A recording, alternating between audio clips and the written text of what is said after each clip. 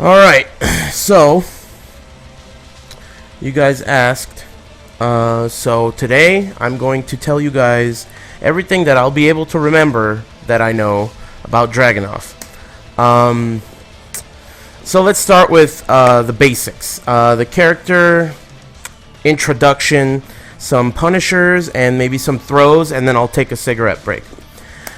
So basically this character, in my opinion, is a pretty good keep-out character, and he also can dictate the pace of the match, and he can also do a good job of preventing the opponent from wildly attacking and coming in with blind offense. And the reason for that is because, first of all, he's got very long limbs, so you can play keep-out really well with moves like down forward 4, back 3, up forward 1, forward 1+2 is a great punisher. His down forward 1 has pretty good range for down forward 1, as well as from range 1.5 or 2 around here.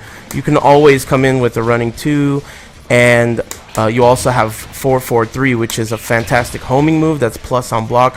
So his range is really good, and his keep out is really good. And from in close, he has counter hit 1-2-1, which is hit confirmable, and it really does a good job of making the opponent really pick their spots and not swing too much, because they're going to get counter hit. On top of that, he has a great backswing blow. In Tekken 6, this backswing blow was definitely the best one in the game, but in this game they have toned it down a little. It's -15 now, but it's still a launcher on normal hit, and it is now tag bufferable, so you can bring in your partner if it hits. I'll talk more about these moves specifically later, but as far as a character just design goes, I think he's exceptionally easy to use. There are only a couple aspects of this character that are difficult to execute, and that is instant while running 2, which is this move. That can be pretty hard to do, and the other stuff that's hard to do is the crouch cancel and instant while standing stuff. So one example of this is off of a running 2, you have to use instant while standing forward to get that combo. So that can be very difficult to do.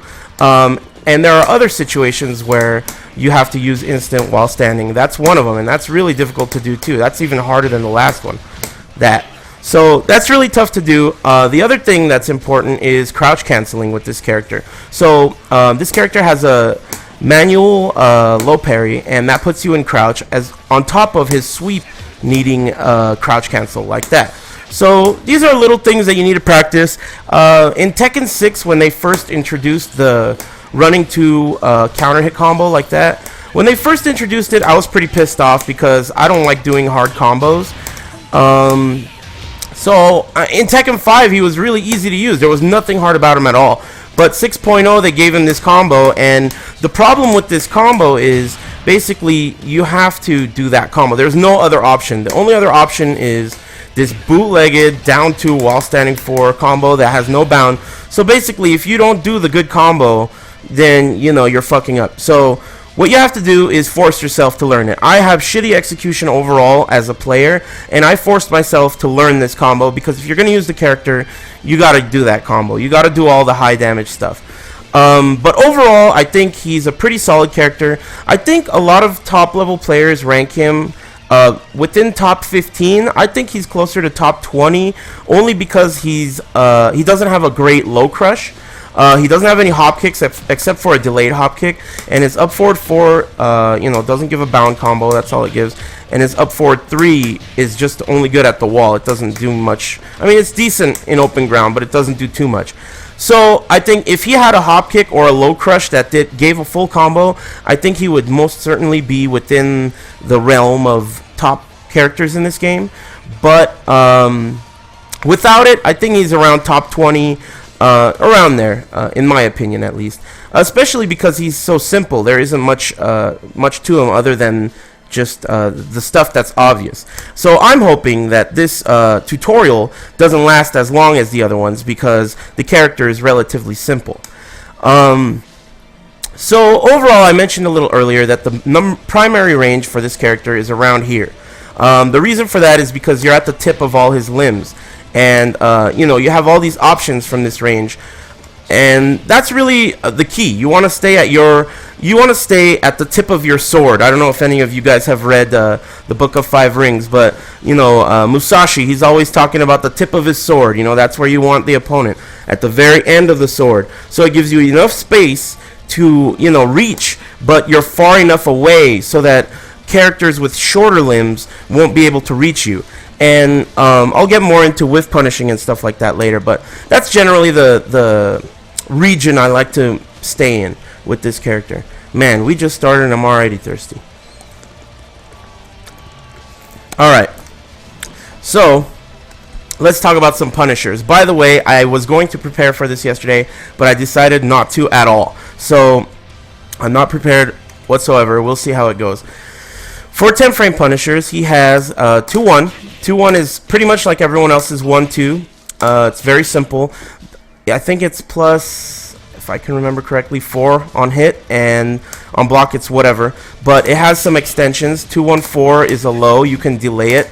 This type of stuff is only good if you're going to implement dead buttons. Otherwise, there's no mix-up, because 2-1-3 is a high.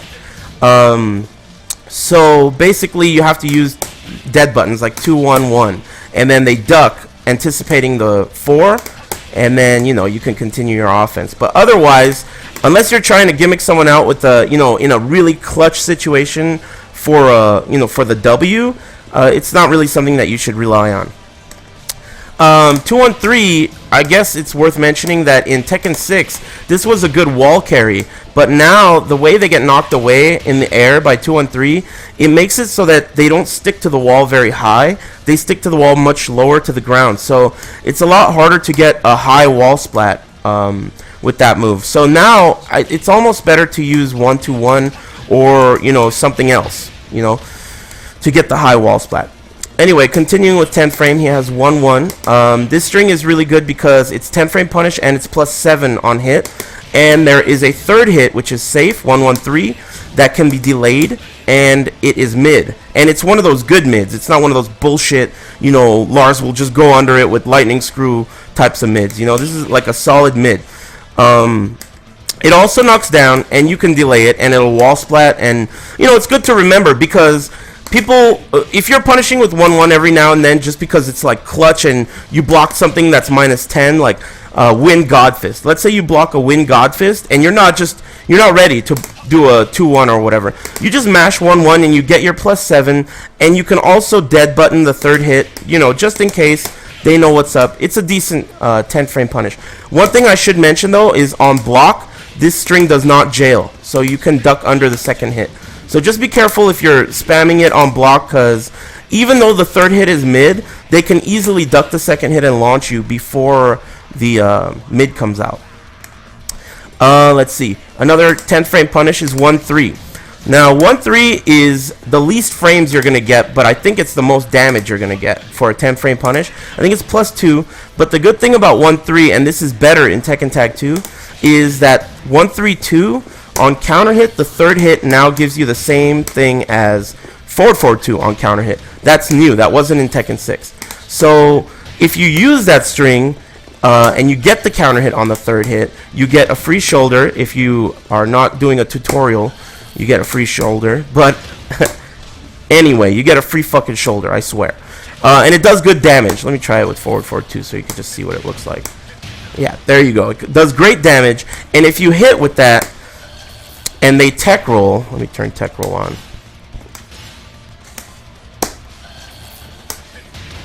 So if they tech roll and you do forward 3 and they try to sidestep, they're going to get hit by the homing move, and it's going to do a lot of damage. And they're so far away that usually they're thinking, okay, let me regain my composure and sidestep. So essentially you can use, and I'll get into this in more detail later, but you can use forward 3 and forward 2 running 2 as a mix-up, basically. And I'll show you exactly how later when I talk about forward 3 more. What else was I forgetting? So 1-3-2 is also 1-3 is also the beginning of his 10 string. Now 1-3-1 is another extension off of 1-3, and these two extensions are basically the reason why 1-3 is good, because 1-3-1, if it hits, just because they swing afterwards, it will give you like +4 or 5, which is pretty good. But in Tekken 6, there was a bug with this. Since it's part of his 10 string, they didn't allow you to actually use the plus frames on 1-3-1. It was just the way the system works. It was just the way it worked. But now that's been fixed, and so you can actually use the plus frames of 1-3-1 if it hits. You can also go into, you know, his 10 string. You can also go into his like 7 string or whatever the fuck it is, and you know, it's decent. 1-3 is a solid tool for pressure. I guess I can show you this stupid thing. If you key charge, this is basically useless, but if you key charge and convert to that throw, you get an unbreakable version of the throw with blue sparks. I've never ever once used it before against a human, but it exists. Some people might give a shit, but that's unbreakable. It's a high throw. If you do it without the key charge, the opponent can crouch under that, and they also have the opportunity to break the throw with 1+2. But when that throw is broken, I'm not going to show you what it looks like. You are at plus frames, I believe, if I remember correctly. If someone breaks that throw with 1+2, I think you're at around +4 or 5. So you can continue your offense and shit like that. Let me see. This is also a bounce string before I move on from this move. So it's a important string for bound combos. And you know what? This character, you'll notice once you start to play him for a while, there are a few things that you kind of have to focus on learning, and they aren't things that you can just learn. It takes actual mileage on the character to figure these things out. And one of them is, when you are doing a combo with this character, sometimes you'll launch them and you're at an angle where 1-3-2 is just not going to hit. Eventually, you will learn what these angles are, and what you can do is you can almost, once it's not going to hit and it registers in your mind that it's not going to hit, you can cancel the 2 in the bound, and you cancel that by doing 1-3-2, 1+2 back, and the back is the cancel. So it's 1-3-2, 1+2, and then back to cancel it. And eventually you'll realize that you can tell when it's not going to work. And then you can just do your mix-up. Instead of whiffing that 1-3-2 because it didn't work and having to deal with them getting up and, you having to deal with a mix-up, what you can do is just cancel it. And eventually you'll learn how to do that and when you should do that. That's not really something I can teach you. It's just you'll figure it out eventually. If I'm not mistaken, that's everything for the 1-3 string. And I'm pretty sure that's all of his 10-frame punishers. If I forget something, I'm only human. Give me a break. But let's move on to 12-frame. So for 12-frame, he has down forward 4, and it's a shitty punisher, but sometimes you have to use it because sometimes 4-1 will not reach, and it has longer range than 4-1. But 4-1 is your primary punisher for 12 frames. It is, I think, +8 on hit. It's high, but it jails, so they can't duck it if they, block the first hit. +8 is a shitload too, so you're being put into a situation where your throws can't be crushed.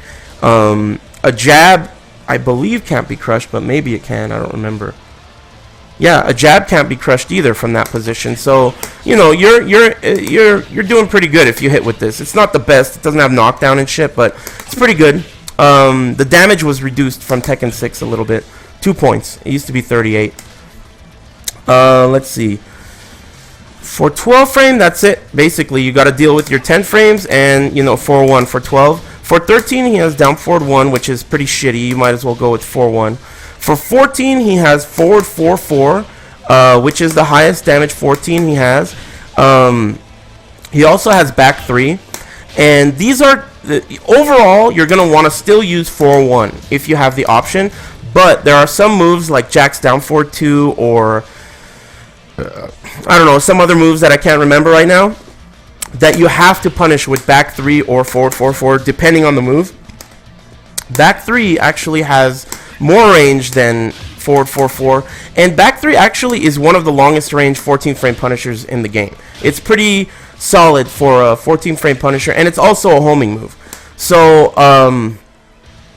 overall, I mean, you know, you just have use it when you have to use it, when you have no other options. Because as far as a Punisher goes, it's pretty shitty. 22 frames, and I think it's like, I don't even know what it is on hit, but it's nothing. It's very underwhelming, like +2 or 3. So, you know, what are you gonna do from tip range at +2, other than maybe a running 2, which it's really not that great. So basically, moral of the story: if you're close enough and they do something that's less than -15 on block, you're gonna want to do 4-1 if it's possible. If it's not possible, then you're gonna want to use one of your other longer range punishes. For 15, he has down forward 2. His down forward 2 has improved a lot in this game. In Tekken 6, it was really weak. It was really shitty. It had like the range hasn't improved that much, but it had a really high hitbox. For example, if you blocked Lars's lightning screw, which is up forward 3 or up 3, you could not punish it with this move, even though it's a mid. So that was like, you know, a fucking nightmare in Tekken 6. When you played against Lars, you had to punish him with a 2-1 out of the air, which was bullshit. Or if you're a gangster, instant while standing 2, but you had to do it perfectly. So who's gonna fucking do an instant while standing 2 to punish the lightning screw? Nobody. But, you know, now you have down forward 2, and it's really, it's changed that matchup quite a bit. So yeah, down forward 2 for 15. As far as anything more than 15, the one that I think I should mention is forward 1+2. I can't remember if this is 18 or 17. I think it's 17 frames. I guess I could look it up real quick. I think it's more important for me to include it. One moment. Here we go. Huh, interesting. It says impact 17 to 18. So I suppose that means it can be both depending on range. But the reason I have to mention this move is because it is absolutely essential for this character. Because moves like Law's Wall Standing 2, Lee and Violet's Blazing Kick, Bix, Skyrocket, a ton of moves that do a lot of damage. A lot of these moves you cannot punish with down forward 2 because they leave you too far, especially on shallow hit. But Dragunov has this move, and it will punish them really consistently, forward 1+2, and you get a full combo off of it. So this is a really important move to keep in mind against those characters. Really, really important. It's also, it's -10 on block, but it has pushback. So it's very hard for a lot of characters to punish. So, I mean, you got to keep it in mind. It's a really good move for punishing, with punishing, and, you know, all that stuff. Really important. It'll wall splat, too. For while standing punish, while standing 4 is his, you know, generic, just like everyone else. Nothing too spectacular. It's one of the low damage while standing 4s, but it is one of the while standing 4s that will pick up off the ground. So, as I showed you before, you can... If you land a waking up opponent with while standing 4, you can jab afterwards in most cases, unless you're blocking Law's slidey. And if you block that, you can't do that combo for some reason. But generally speaking, if you block a low slide like the generic ones, tag slides, or anything like that, you can jab after a while standing 4. So yeah, that's 11. For 12, he has a shitload of options, and I think his really good while standing punishing overall is what makes him not extremely weak in the legs, because he doesn't have a hop kick. So you would think, oh, well, let me pummel this guy with poke lows because they're safer against him. I don't have to worry about that big random hop kick. Well, that's true, but the thing that kind of saves the day with Dragunov is that he has super good 12 frame punishes. So first of all, I'll start with while standing 1-3. I think this move is -11. I forgot how unsafe it is. It's jab punishable at least. It's good damage. It's the most damage for while standing, 43 points. The only reason to not use this every single time is because some lows push you out just a little too far for it to reach. And for that, you have while standing 1+2. While standing 1+2, good shoulder, wall splats. It's -14 on block, but a lot of characters can struggle to punish it. Lars can punish it, and a few others can punish it really hard. But, you know, it's still, you know, it's a block punisher, so you got to use it. Good damage, not quite as good as while standing 1-3, but this one will basically reach any low you block. If the low is -12 and you hit while standing 1+2, you're gonna get it. You know, it's gonna reach, and that's why I like it. It's really reliable for a while standing punish.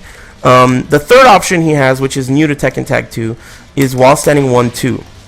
Now, this is an interesting move because it has applications other than as a punish. First of all, as a 12-frame punish, it's natural combo mid-high. I think it's +4 or 5 on hit, and you know, it's pretty solid overall if you want to get that 12 frame, but you don't want to knock them down.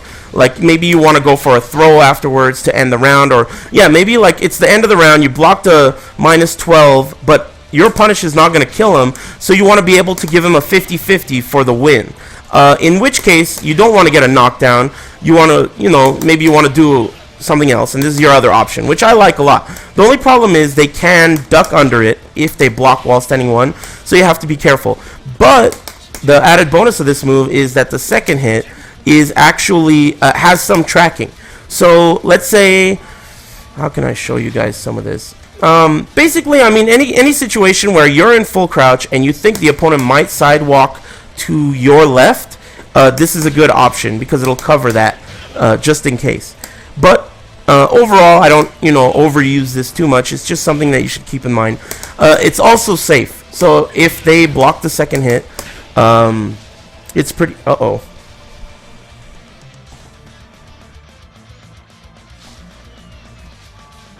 What happened? Stream go down? Don't worry, I'm recording it. Anyway, where was I? So, for a minute, what was the last thing I talked about? I'll proceed where I left off. Anyway, whatever. So, I was recording it. I'll just upload it later if you missed anything. Let's see. While standing... Oh, yeah, I was at 12-frame punishes. So, while standing 1-2 is one of his options for 12-frame. For 13, he doesn't have shit. For 14, he doesn't have shit. And for 15, he has while standing 2. So, that's just the standard tag bufferable while standing 2. One of the shitty things about this while standing 2 that I discovered recently is, unlike the good while standing 2s that are tag bufferable, this one has that long delay after the tag. So, it's actually really obnoxious.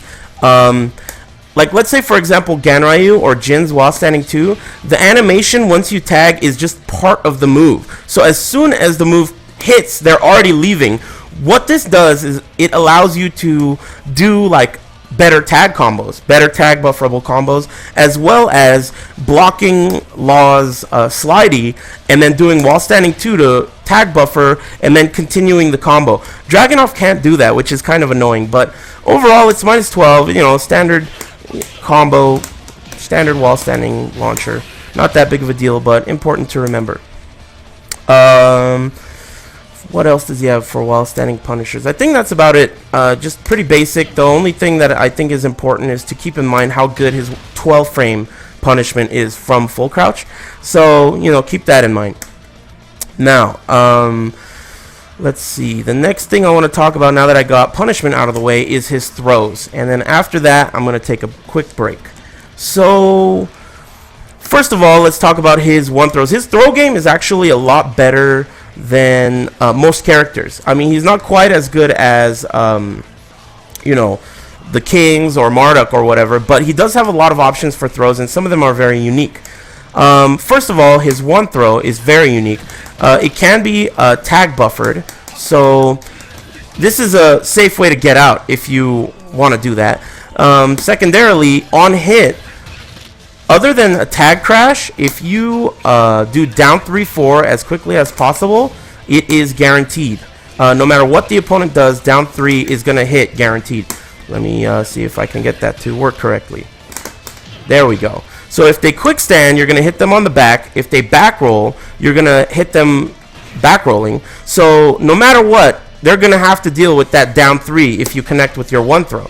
So what that's good for is, let's say I'm over breakable floor and I do the one throw, and either way, no matter what, unless you're by the wall, you're going to want to do the down 3-4. If they decide to back roll and you're over breakable ground, the down 3-4 is going to spike and you're going to get a combo downstairs. So his one throw is exceptionally unique for that reason. I mean, not many people get a free attack after a regular standing throw. His two throw doesn't have great wake ups unless there's a wall nearby, but it will position change, and it's extremely important for when you're near the wall. Even if they break the throw, this throw position changes, and when the throw actually is broken, you're at 0. So even frames with your opponent, which is pretty rare for throw break. For wake ups, I mean, you know, you're pretty far away, but if you do a running too fast enough, they can't do a counter hit get up attack.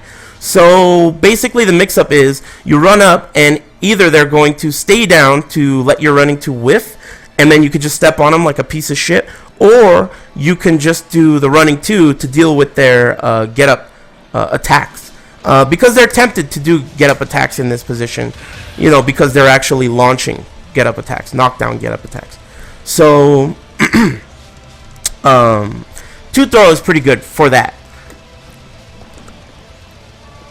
So now let's talk about his command throws. First of all, you have forward 1+2. This is a very high damage 1+2 throw, but it's regular 12 frames. It's not faster than average. A good way to use this throw is from out of range as a counter hit throw. Because it's forward, you can actually like space, and when you feel like they're gonna move in for an attack, you could just throw them, and it does high damage, like I said, 45. And some wake up options off of this. If you do back two immediately and they try to quick stand, you will get them in the back with that. And if you're brave, you could do the whole thing, which is good damage, but it's a little risky because from this position they could do a low get up kick, which is gonna juggle you. So instead, you can just do back two, and then, you know, either wall standing 4 or wall standing 1+2. The wall standing 1+2 can be blocked if they hold forward, but it's kind of hard to do. And then on top of that, like, you know, to further that, if they stay down on the ground from this position, down back 3 actually hits grounded. Even though that low doesn't hit grounded all the time, it hits grounded in that position. And you also have stomp to wake them up with. So the throw is really good, and you know, you have all these options for wake ups. So definitely something to keep in mind. Let's see. The other throws that he has are, let's see here. Oh, 4-4-2 1+2. This throw has pretty reasonably decent wake ups. You can chase them down and hit them with back 2-1-3 if they back roll. But other than that, it's just basically a throw that you use as like a, you know, contingency plan just in case you fuck up, you know, or you're trying to mix them up with stuff. On top of that, the rest of the stuff he has are attack throws, except for his down back 3 1+2. I guess I'll show you that. You know what? I'll show you that later. Let me think. Is there any other throws with this character that I'm forgetting? Oh yeah, this shit. So this is up forward 3+4. This move, I used to use it a lot more in Tekken 6 because it's usable at the wall when it's like super clutch situations.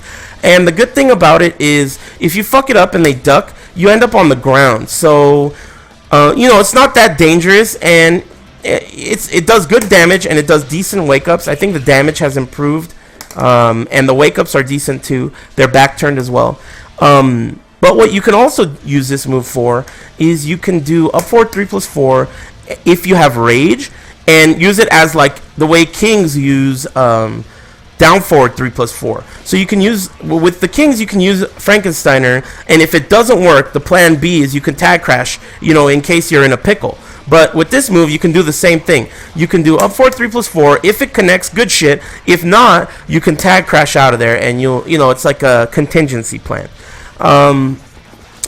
Otherwise, other than that, I mean, this is pretty slow. Most people can duck it, but in the clutch, it happens. You know, it's usable. But other than that, there are not that many throws that you need to keep in mind. Oh, how could I forget? Vector or Victor throws or whatever the hell they are. Forward 1+4 and forward 2+3 are very unique throws to Dragunov, and the reason for this is they are 11 frames as opposed to 12 frames. Most throws in the game are 12 frames or 10 frames. There are a few that are 10 frames, which is like mad axes or giant swings or whatever. But these throws are 11 frames, which is very important. And on top of that, they do 5 points more damage than standard throws. So 40 points plus decent wake ups, not bad. You can chase them down with the same back roll setup. And otherwise, you know, standard wake ups, nothing too special. And with this one, with the 2 version, you're a little bit closer, but the wake ups are still the same. I'll show you guys what the back roll catch looks like. Let's see if he does it. Oh, he doesn't even back roll there. I'm not even sure if I can make him do that. Let's see if he does it off the other throw. Oh yeah, see, there you go. So you can chase him down and hit back 2, and you'll also be able to hit the whole back 2-1-3 string into wall standing 4 and whatever the hell you want to do after that. So that's pretty good for throws, and these throws, as I said, are very difficult to break. They're like I said, 11 frames, good wake ups, 5 points more damage than standard throws, and you know, really important to remember. So definitely. Oh, also, since they're a forward command, you can also do forward 1+2. I'm sorry, forward 3+2 or 1+4. And a lot of the time, just because you did that small dash forward, people will think that you did a 1+2 throw, and you're just basically testing them to make sure they're looking at your hands and they're not predicting the throw and then breaking it. So that's one way to, you know, test your opponent for whether or not they're breaking throws like a man or not. Okay, so where were we? I'll just move down the move list and just talk about everything. So the next move on the list is 3-1. This string is actually really important. It's not the best string in the world to use as pokes. In fact, I recommend you never use the second hit against a good player because they will duck. It's mid-high. 3-1-2 is mid-high mid, and the second hit is -11 or 12, I think. The third hit is, I'm sorry, the third hit is -11 or 12, but the third hit is actually delayable, and it's useful for some wake-up situations, like if you, let's say you hit them in the back with running 2, and they try to quick stand, that'll hit their back. There's also situations where, let's see, what's a good situation where they can't, oh, well, you know, the standard Tekken 6 combo. If you spike them with down forward 3 and they try to back roll or quick rise, you can get, you know, you could pick them up with 3-1. It's also good for wall situations, which I'll talk about later. But 3-1 is basically one of his Okazemi tools for quick stand, to get combos off of it. Otherwise, standing 3 by itself, the reason why it's decent is because against characters like Lily and Lars, this is a okay poke, only because they can't go under it with Lightning Screw or Matterhorn. It's a low hitting mid. It can hit semi-grounded like side roll. On occasion it happens, especially against big characters. So, you know, it's okay to keep in mind. 3-1, again, just be careful. They might duck, especially if they're sharp. Let's see, moving on past 3-1 is just his 4 extensions. I already talked about 4-1 being his best punisher. It's also really good as a poke because it jails and it's safe on block. It's -6 on block, so you can move around afterwards, and you know, you'll be able to continue your offense to some extent. And then there's 4-3, which is a counter hit combo and does a shitload of damage, and it's only -10. So against some characters, you can abuse this, like against Asuka because her 10 frame punish is shitty. Against even Jack, because all he can do is give you a forward 1 or whatever it is, forward 2, the palm. A lot of characters have really weak 10 frame punish, and for those characters, you definitely should abuse this move because the second hit has a lot of tracking. Let me see if I can show you guys how that looks.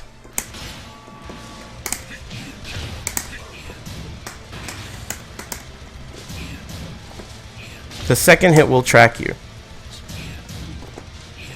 No matter both sides. Second hit will track both sides, and if it hits, you get a free stomp afterwards.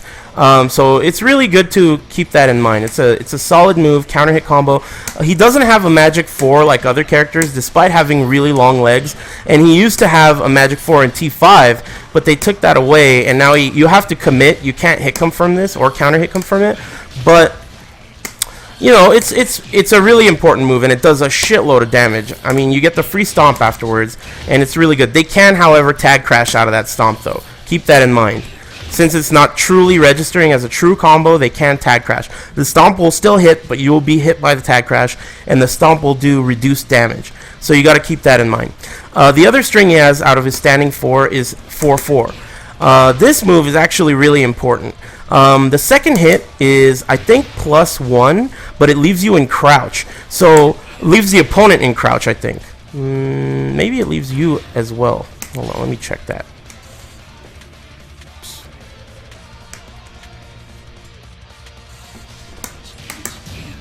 Yeah, you're in crouch, but your opponent is standing. So when that happens, you have plus frames.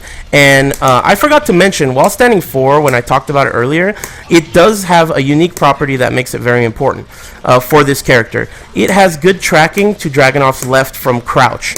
Now, this side is... it's really important to remember that, because you're in left in crouch in a lot of situations, like after down 2.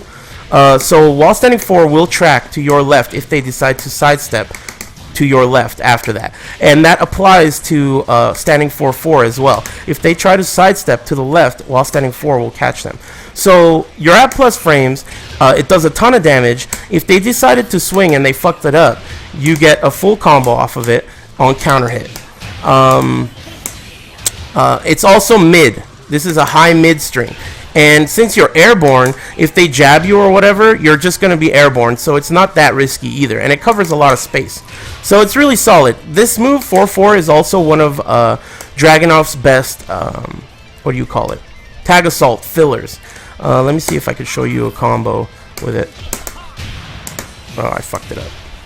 Whatever, I don't even feel like doing a hard-ass combo right now. But it's a decent filler. You can use it for that, and you know it's a really important move to keep in mind. Let's see. Next up is 1+2. Now this is a new move. It's a mid-homing move, but the thing that makes it shitty is that it has really low damage, which is 20, and it's unsafe on block. I think it's -12. Now, when you hear that, you think, okay, well, this move's kind of shitty, but it's still really important, especially against characters like Xiao Yu. This move will hit Art of Phoenix. This move will hit Art of Phoenix 100%. If you're in range, she can't use that when you do this move. And if it does hit, even if they're crouching, you know, you can't hit confirm this, but 1+2 4 is a string that's a natural combo. The only thing is, it's dangerous because the second hit is high and you can block it. So, I mean, you could duck it on block. So you have to be very careful how you use this. I mean, the only time I would really just commit to this is if the opponent is a novice to playing against Dragunov, or you're playing against Xiao Yu or another character in which you need a low hitting mid tracking move, and in which case you can finish the string if you're greedy for the damage. But otherwise, 1+2 by itself is pretty decent for that. 1+2 4 is safe on block, but they can crouch, as I said. And it will wall splat, which is a bonus, but you know, nothing too interesting. Another option you have here, which is kind of a gimmick, but you can throw it out every now and then, is 1+2 1+2. It'll transition directly into his tackle, which is a throw that I did not talk about earlier, and I guess I'll talk about it now. So Dragunov's ultimate tackle is a little bit unique compared to other characters. It has unique breaks. So first of all, if you do the initial tackle, all of the breaks are the same as everyone else's, which is 1+2, and you can break it in the same way. You can either roll him over, or you could just break it where you end up back turn. Standard ultimate tackle breaks.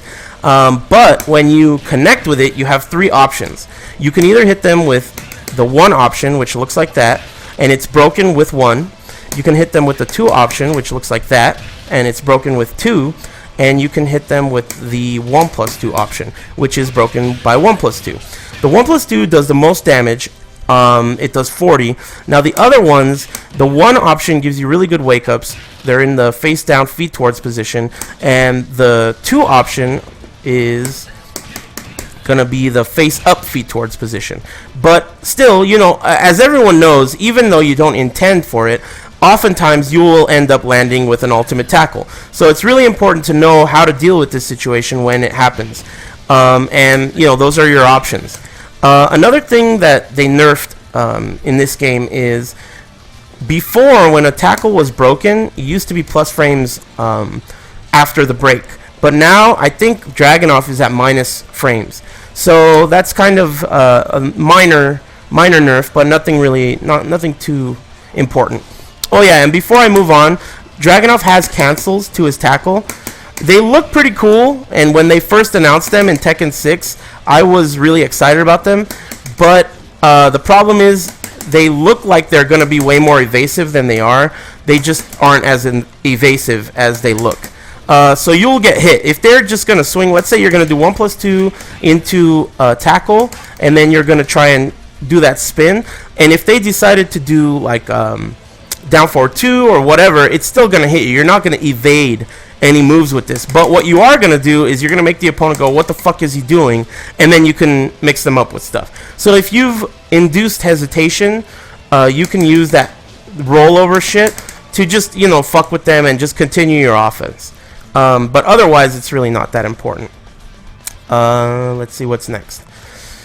So you have 3+4. Now 3+4 is an interesting move, and it was exactly the same in Tekken 6, but I never used it in Tekken 6. Now, up until I talked to Princess Jimmy J Tran about this move, I really didn't think there was much use for it, other than, like, if you're turtling and time's running out, it's a good way to fall on the ground and let time run out. Also, if you have a tag crash, it's a good way to, you know, tag crash safely if you're trying to get out and, you know, win, you know, if time's running out and shit. Otherwise, I didn't really think there was any use for it until Jimmy J told me that he uses it the way he uses an orbital heal with Brian. Now, it's not quite as good as an orbital heal because it's high, but it can be used as that type of a move. From out of range, it's pretty safe because you end up on the ground, and you can tech roll afterwards. Now, when it hits, you have to always tech roll with punches to get a combo. So that's just standing 3+4, and if you tech with kicks, you can't get a combo. But if you tech with punches, you get a full combo, and this actually ends up being Dragunov's highest damage launcher. So because of it having such high damage, and because of that application that Jimmy J told me about, I think it's actually a very useful move. Especially from Dragunov's primary range, which is right here when I told you guys earlier. If you think they're going to come in, but you're kind of concerned with what they're going to come in with, you know, 3+4 is really good. And also it's good against characters that have lows that leave them standing, like I can't think of any right now, but there are a few characters that have abusable lows that do not, you know, that do not high crush, like Law's down back 3, or I think it's Ganryu's down forward 3 or down back 3, whatever that generic low is. These lows, they don't high crush, so you can use this to get over them and do a shitload of damage. It's really good for that. Let's see, moving on. So forward 2-4 is a very important move as well. It's good for combos and all that shit. You can do it in combos like that. I prefer this combo off of high tag buffered launchers because you don't really have to time. It has one fuck up point, which is the forward 2 afterwards, which, you know, it can be frustrating sometimes. I miss that a lot too. That forward 2 is very tricky. But it's easier than the other fillers because you don't have to time the first part the way you have to time forward 4-4-3 or the way you have to time back 4-3. You have to kind of delay these things. But for 4-2-4 as a juggle filler, you usually don't have to, you know, you don't have to delay it. But it's, you know, the follow-up can be difficult. The other reason why this move is very important is because, first of all, it does high damage. You can also use it as a TA filler. It's a counter hit combo in case it does counter hit, does a ton of Danny. If the second hit counter hits, you get a combo as well. So that's really important. It's also safe, high mid, and the second hit is delayable so that you can, you know, induce hesitation. I highly recommend the use of dead buttons after forward 2 because this string is pretty old at this point, and most people, even people who are not good against Dragunov or don't know too much against Dragunov, they still will hesitate if you use the dead button. So they know about the delay, and if you use the forward 2 dead button, forward 2-2, you're going to cause a little bit of hesitation, and then you can move in for a throw, or you could back up, or you could do a down 2 or whatever. So that's really important. And finally, the last thing I need to mention about forward 2 is, generally speaking, if you fuck up a running 2, you're going to get forward 2. That's the primary thing you're going to get if you mess up an instant while running 2.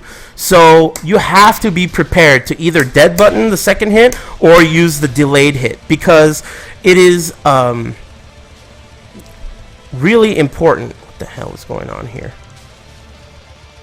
Sorry, got a little distracted. Okay, so it's really important for that because it actually comes out on accident quite often. So you have to familiarize yourself with not only the move's delay, but the range of the move and how exactly it works. You're going to have to familiarize yourself with, because even if you don't want to use this move, you're still going to end up getting it sometimes, because sometimes you're going to mess up a running 2. And when that happens, you're going to get, let's see if, there you go. I messed it up accidentally there, and you got a forward 2. So you should familiarize yourself with that move, just because it's going to happen more often than you want it to accidentally. Moving on. Forward 3 is, let's see. Let's start with the forward 3 extensions. So forward 3 by itself is really shitty, and you should never use it by itself. Forward 3-2 is a mid-high natural combo that gives around +4 or 5 on hit. You have to be careful because they can duck under the second hit on block, so it can be dangerous. Forward 3-3 is a counter hit combo, and if the second hit connects, counter hit or not, it transitions into this throw. Now, even though the second hit of forward 3-3 looks like down forward 3, it is not the same as down forward 3. This move is -10 on block. So even though it looks like it, don't treat it the way you use down forward 3. Down forward 3 is safe on block, and you can liberally use it as a mid poke. But forward 3-3 is not nearly as useful. It is mid-mid, so it will cover forward 3-2 if they're ducking. But overall, I don't really use forward 3-3 too much, just because it's unsafe, and forward 3 has better options. Now, new in Tekken Tag 2, Dragunov has forward 3 into down forward. Now, this is pretty much where all of his new juggles come from, and all of his low parry combos come from, and all that wall carry shit that he has. All that stuff comes from forward 3 into down forward. I've had a lot of people ask me the trick to doing his forward 3 stuff, and it's actually, the only trick there is, let me tell you how to do it first of all. So basically you do forward 3 and then hold down forward, and he transitions into crouch dash after forward 3. Once that happens, you're left crouching if you hold down forward. I'm sorry, that's not how it works. You are left in a crouch dash that's unique from a regular crouch dash. So Dragunov's regular crouch dash is actually a roll dash, which will end in crouching if you hold down forward, but otherwise end standing. Now, just like every other character who has a move that'll transition into a roll dash, this roll dash is not the same as his regular roll dash, because when you do a crouch dash or a roll dash with a regular character and hold down forward, you end in crouch. This is how you do instant while standing in the running 3 combo. But in the case of forward 3, it's a unique version of the roll dash, which cannot end in crouch even though you're holding down forward. You can see how he stands first. So what you have to do from this position to do a jab is to crouch cancel, which is done by pushing up. So first thing you're going to want to do is practice this. Forward 3, down forward, up neutral 1. That's what you're going to want to practice. Now, once you get that down, you're going to want to practice forward 3 into down forward into up neutral forward 1. That's what you're going to want to. Thanks again to Jimmy J. Tran for teaching me this. But the easiest way to get the most consistent forward 3 juggles is to crouch cancel with up and then hit forward 1 to get a lead jab. Now, for those of you who don't know, in Tekken, even though a move lists say, you know, just standing one. They don't say forward one as a unique move. Forward ones, generally speaking, for most characters, give you a lead jab. What a lead jab is it's the same thing as a regular jab, except it gives you more range. Now, what that'll do, it'll move Dragunov closer as well. He takes a step forward as opposed to just like that small step. He takes a larger step forward when you do forward one. So what that'll do is when you're practicing your combos with forward 3, you're going to get more, you're going to close the gap with the airborne opponent by hitting a lead jab instead of a standing jab. And again, it is still tricky. You got to practice it. This is one of those things you got to just practice. You can also use forward 3 into crouch dash to do a lot of stuff on offense. Like, for example, you can do something like forward 3 crouch dash crouch cancel into a throw. You could do forward 3 into a down 2 or down forward 3 or whatever you want. Basically, another thing that really works is forward 3 into crouch cancel, sidestep, left, up, back 2, which I'll talk about later. But you have a lot of options for offense when it comes to forward 3. It'll also close the gap really well if they're in range to block forward 3. So the move overall, not just in combos, is pretty solid. And you also have access to all of your crouch dash stuff, you know, off of the crouch dash. Get a drink of water.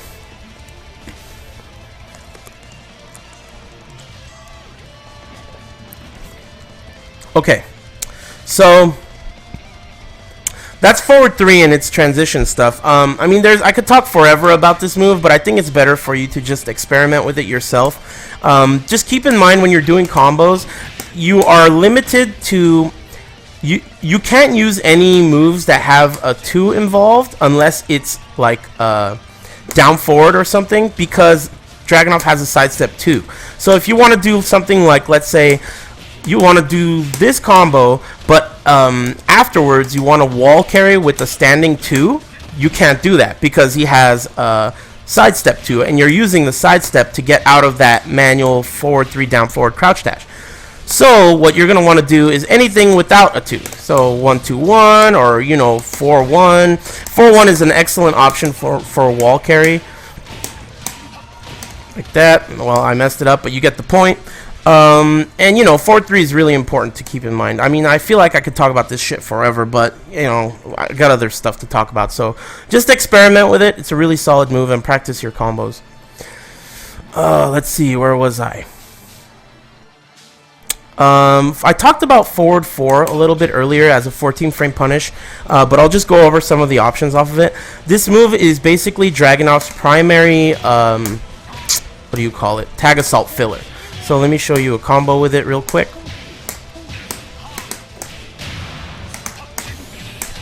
Oops. Well, anyway, that's the tag assault filler basically. Forward 4-4-3 does a lot of damage, and it wall carries, and it also keeps the opponent very high in the air for a wall carry. But this is the third hit is not part of the combo. And it's really not worth ever doing unless you are doing it in a combo, because the second hit is even kind of risky to do, because on block the opponent can duck the second hit, and the third hit is absolutely risky to do, because who the fuck is just gonna stand there and let you do that? No one. So it's not really worth doing. There's also a forward 4 down 4 option. One thing I should note, with 2-1-4 and forward 4 down 4, these lows don't have mix-ups, but on hit they are actually plus. And that's really important to remember. So sometimes you'll be pressuring and it'll be a clutch situation, and you'll hit with forward 4 down 4. Just remember that when that hits, you're at plus frames. I think it's plus 1 or 2, something like that. And they're forced in crouch, so you can, you know, you can continue there. Just remember, there is no mix-up for this. You can delay it though, like I just showed you right there. There's a small delay, like that. But you know, just going over how the move works, it's not really that useful overall, but it's important to know all this shit. Let's see, forward 1+2. Forward 1+2 is, as I mentioned earlier, an extremely important move for block punishment of certain moves like Laws While Standing 2 is one of the most notable ones because Dragunov cannot launch it otherwise. So that's really important. Lee's Blazing Kick, as I mentioned earlier, and a few other really key launchers in the game or key moves on block can be punished with this move, and that's super important to remember, because if you don't use this when you block Laws While Standing 2, you are giving up that much damage as opposed to whatever the hell else you're going to try to do, like back 1-2 or something, but whatever, that's crap. You're going to want to get max Danny. So that's really important. I saw Romo is asking if you can punish Heihachi's 4-4-2, and no, you can't. If you try and it was a shallow hit, you'll just whiff right in front of him, and he's going to put an electric right in the middle of your butthole. So you do not want to use this to punish Heihachi's forward 1+2. I mean forward 2. But do your homework. Find out when you're looking at a character. Like, let's say you've got a roommate named Just Frame James, and that asshole plays Law and Yoshi. When you're looking up those characters and trying to see how you can punish each thing, don't forget that you have this move as a block punisher, and it can really save the day sometimes. And it can make the difference between like not getting any damage and getting 50%. So really important to keep that in mind. Forward 1+2, very important move. As I said earlier, it's -10 on block, but it has a lot of pushback. So sometimes if the opponent blocks it and they try to swing, you can even duck under their jabs, which means you can punish their jabs. So that's really good, especially if the opponent is not familiar with the character, and if they're playing a character that has short range jabs. That's really important. So I think that pretty much covers this move. The only thing that fucking sucks about this move is if it hits their back or side, it doesn't launch. So the only way to get a launcher off of this is to hit them right in the front. But again, so much damage that you have to keep it in mind. Let's see, what's next? Down forward 1-4. Now, his down forward 1 is super good. Really important, because it is just a good mid poke. It's +7, I think, on hit, which is really good. It's only -2 on block, so you can move around. And don't forget about your dead buttons. Down forward 1-1 is what you do to make the opponent hesitate and duck for down forward 1-4. Down forward 1-4 is a counter hit combo, and it has been toned down since Tekken 6. Before, it used to give a knockdown similar to up forward 4, which would yield a free down 4-1-3. Which was pretty solid for a counter hit, combo like that. It was good damage. But what they did is they made it into a wall splatting counter hit combo that gives you knockdown. The slight, silver lining here is that the damage of the move has been increased, the second hit. So that's quite a bit of damage for a counter hit mid. But you can't hit confirm this, and even though you can delay it, you can't hit confirm it. So you have to be very careful when you use it, and you pretty much have to commit. And if you fuck up, you know what happens. They duck under the second hit, and they fuck everything up. So be very careful how you use down forward 1-4. It's extremely important that you don't get that crouched, so don't overuse it. I really rarely use it in this game, because I think it's really not worth the risk, especially because you don't get a combo anymore afterwards. Unless the wall is nearby, but even then, it's really not worth the risk, because Dragunov has really good wall stuff, a really good wall game, so I don't think it's worth it. I mean, if you're trying to get a counter hit, you can do 1-2, and, 1-2-1 is going to be your counter hit. So, speaking of 1-2-1, I'll talk about that. So earlier when I was talking about 10 frame punishes, you can also use 1-2 as your 10 frame punish, but it is the shittiest of all of his 10 frame punishes because it yields a low amount of frame advantage and low Danny. But this string is extremely important because 1-2-1 is a counter hit confirmable knockdown, and it's only 10 frames, so that's really fucking good. Now, if you're near the wall, 1-2-1 will wall splat and do a ton of Danny, and that's really good. If you're out in the open, you can use 1-2-1 just to remind your opponent not to wildly attack. And on top of that, you can use it if, let's say, people are like abusing Like, let's say Miguel is trying to do down forward 1 over and over. That shit doesn't work anymore, you know, but a lot of people do it still. And Law, even, like, Law players will try down forward 1, stuff like that. If they're getting too, you know, aggressive, you can always use 1-2 and just stick it out there. The second hit has a little bit of tracking and is mid, so even if they duck, you're pretty safe overall. And if they sidestep, there is a chance that this will clip them. But if you notice the counter hit, you can just easily hit that last button, and you know you're gonna get that good damage. And a couple wake ups afterwards on counter hit are, if it hits and they try to quick rise, you could get a full combo with 3-1. You can also dash up and do down 2, and that will catch a quick rise, which is good if they're going to stay down. So down 2 is really good for that situation. You can also do running if they tech roll. Let me see if I can set this up.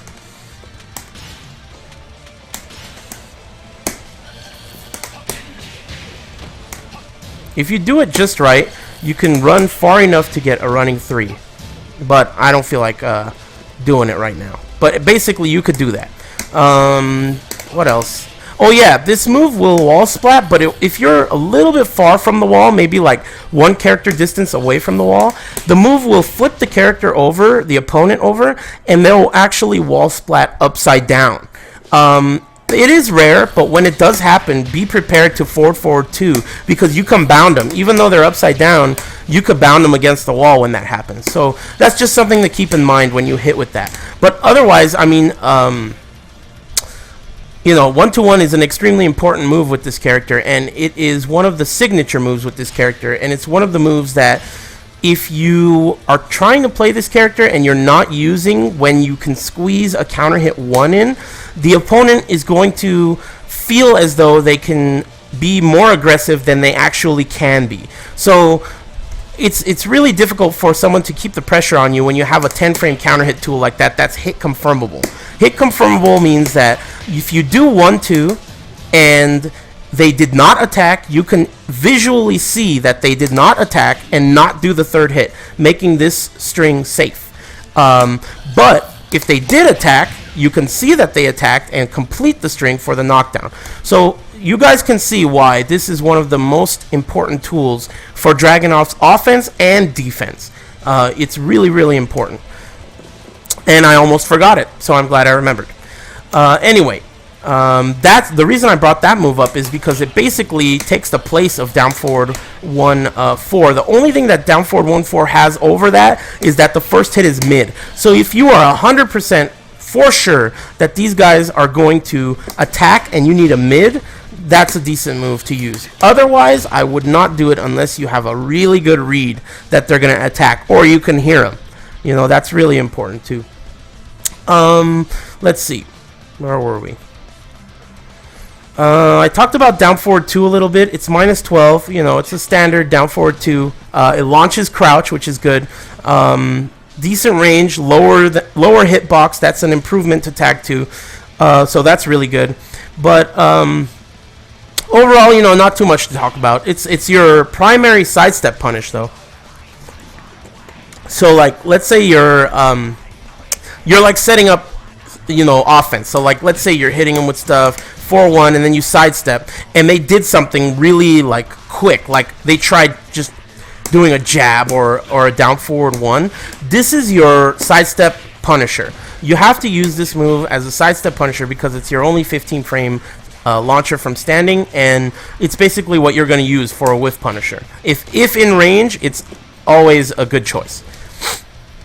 Let's see, moving on. So down 3, it initially seems like a shitty low, but it's very important. First of all, the reason it's important is because it hits on the ground. So for an Okizeme tool, this move is extremely reliable. It also has really good range for a ground hitting low of this speed. This move is 17 frames, which is actually very fast for a low, and it doesn't give plus frames on hit. I think it's -4. I think it's -4 on hit, but It doesn't matter because the second hit, if you're one of those dead buttoners and you know your opponent's listening, you can do down 3-3, and that's going to cause hesitation because there is a down 3-4 string. Now the 4 in down 3-4, which is mid, is minus 11 on block. This is not a natural combo, but it is a counter hit combo, and it does good damage, 44. But the really interesting thing about down 3-4 is that since it's minus 11, you can use this to keep down 3 safer, because down 3 on its own is actually launch punishable on block. I think it's minus 17 or 18. So since it's unseeable, you don't ever have to really worry about it getting blocked unless you're an idiot and you keep doing it over and over. But if you're being unpredictable with it, this low is never going to be blocked. So in case it ever is blocked, down 3-4 can cover that. Now, if the low is blocked and they try to do a wall standing 15 frame punish, I'll try to show you guys this in a recording.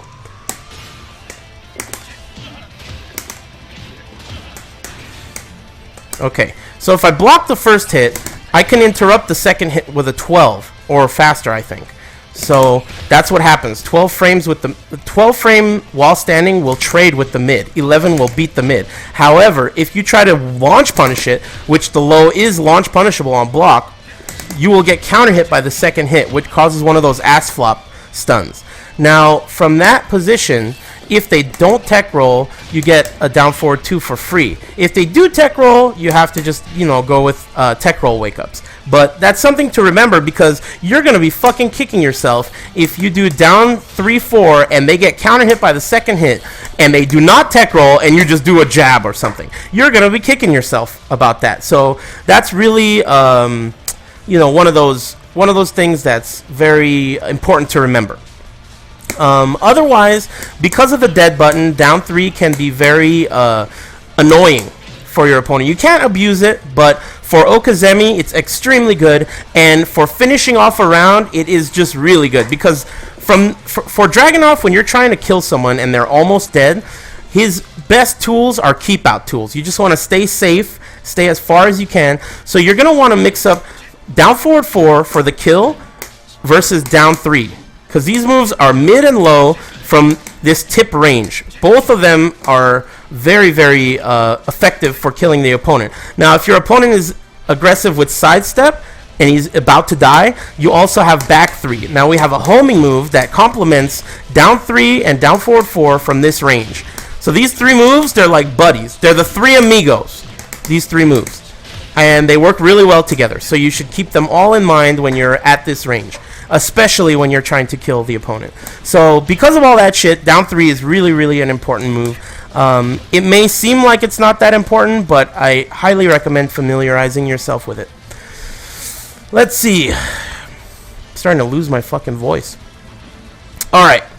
Down 4 series. So down 4-4 is low-high. The low by itself is extremely shitty. I think it's minus 9 on hit. It does not hit on the ground consistently against most characters. Down 4-4 is, I think, minus 15. It's really shitty unless you're ending combos with it, like at the end of a bound or whatever. You can use it like that. You can also wall carry with it, and you'll be able to get a forward 2 in some cases. But overall, down 4 is used for the down 4-1-3 string. Now, down 4-1-3 is, it's one of those types of strings that you have to use at the end of some combos just because there isn't anything else to do. Like in the case of up forward 4, your only options are down 4-4, which there's no reason why you would use unless you want to wall carry, which even still is not a good idea, or down 4-1-3, which is the most damage, or a stomp, which is actually probably the least damage. So in that case, and there are a lot of cases like that, down 4-1-3 is extremely important. Down 4-1-3 will also hit, as long as you haven't used too many moves in the combo, it will also hit reliably from any angle, back, side, or whatever on the wall. So that's really important to remember as well. As far as the rest of the string goes on a standing opponent, the only thing that's even worth mentioning, because down 4-1-3 is low, high, high, the only thing worth mentioning is that the second hit is plus, let me see, let me look it up, plus 5. on hit. It does have plus frames. Now the 2 hits come out so close to each other that if the opponent is sidewalking, though it's not a natural combo, oftentimes it'll hit their sidewalk, the down 4 will hit their sidewalk, and the 1 will also hit them, even though it's not a natural combo. The reason for this is they'll be sidewalking, and once the 4 hits them, they often won't have enough time to move from sidewalk, which is down or up, to back to block the second hit, since the first 2 hits they come out so close to each other. So that's something you'll notice will happen on occasion, but still I highly recommend that you do not use this move unless you are trying to be an asshole or you're doing it in combos. You can also wall carry with it, so you can imagine that after that, if the opponent hits a wall, or after that, you'll be able to do forward forward 2. So again, one of Dragunov's signature moves, but you know, you have to be careful when and where you use it. Let's see. Moving on. Down back 2 and the whole string involved. Now this move, when I first started learning this character, I felt like his biggest weakness, and I'm talking about back in Tekken 5, his biggest weakness was that he did not have solid mid pokes.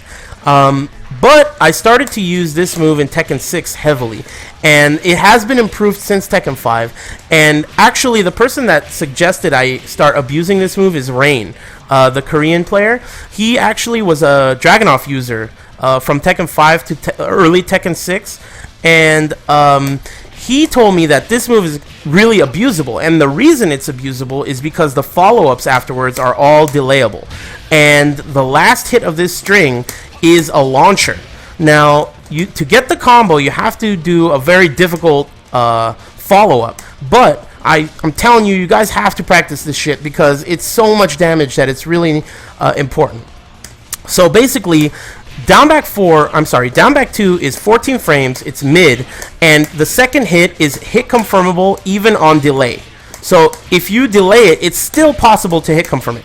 So basically, you can abuse the fuck out of this move. It tracks really well to Dragunov's right, and it's really good for that, but you can just do down back 2 all day long, because if you're dead buttoning the second hit, so like you're doing down back 2 really loud, they're always going to be hesitant for the second hit. So then when you got them hesitating for the second hit, don't forget about the third hit, and the third hit is a launcher. Now, mixing up all of the different timings of this is key. So let's say you're starting off with down back 2-1 and it's hitting, so you're hit confirming it, you haven't delayed it. You can start doing a really late delay and then do the second 2 hits close together. If you do that, you're going to get a natural counter hit launcher. So let's say they block the first hit, and then you delayed the second and third hit, and it counter hits, which happens very often because they get tired of dealing with down back 2 spamming.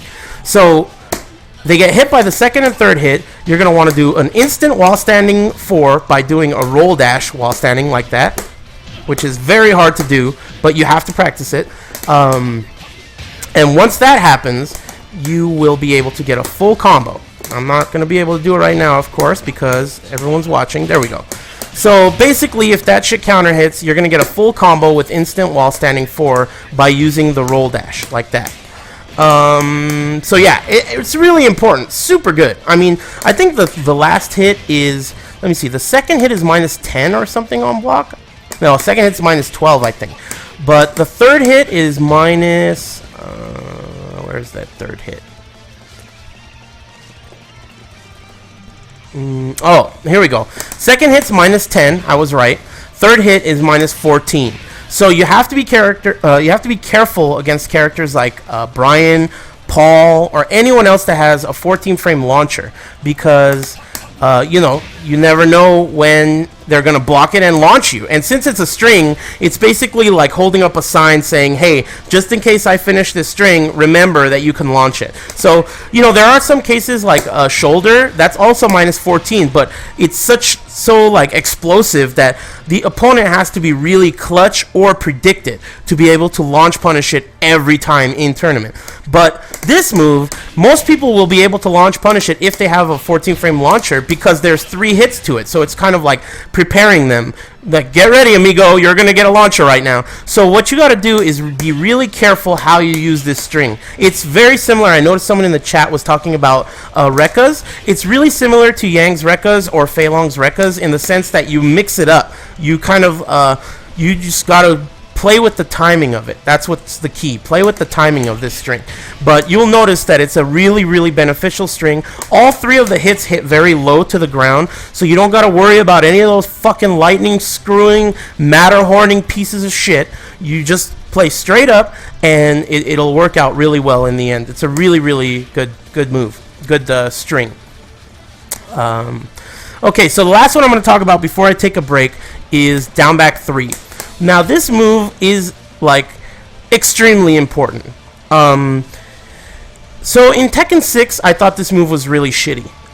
It is one of the faster low sweeps, but it needs to hit clean to knock down, which means if it hits like a shallow hit like this, it will not get a knockdown. But it is still just as punishable if they block it. So that's one of the reasons why it's shitty. Also, if it hits partially like that, it's -5 on hit. So low damage, 18 points, and -5 on hit. You might as well have done down 2. That's faster and safer and more damage on hit. But the reason this low is so important is because Tekken Tag 2 has this bullshit phantom frame of lag that's been added from Tekken 6. Now this low is 24 frames. Now, I'm sorry, 23 frames. This low is 23 frames. Now, if you recall, I've said in the past that I think seeable low in Tekken Tag, or I'm sorry, in Tekken is around 20 frames or so. So the opponent can see this.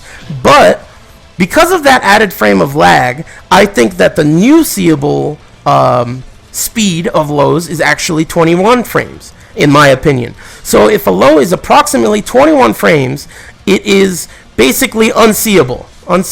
So that means that this low at 23 frames is just past seeable. So it's seeable, but barely, and the guy has to be fucking sharp to see it. So what that means is, if you're mixing up really well, especially at the wall, this low is on the cusp of being unseeable, which means that you can get, you know, your small combo off of it really consistently, because a defensive opponent will have to focus very hard to see this low. And I have experimented with the seeability of this low. And you know, the way I experimented it was just bravely using it in front of good players that I am really familiar with, like Rip, you know, Sukin, MYK. These guys in Tekken 6, these guys used to see that low 100%. I mean, in the clutch, they would be able to see that low. But now I'm hitting them with it very often, and when I do hit them with it, it's like they push the button, they tried to see it, but they get frustrated, like, what the fuck, I used to be able to block this. And the reason is that phantom frame of lag.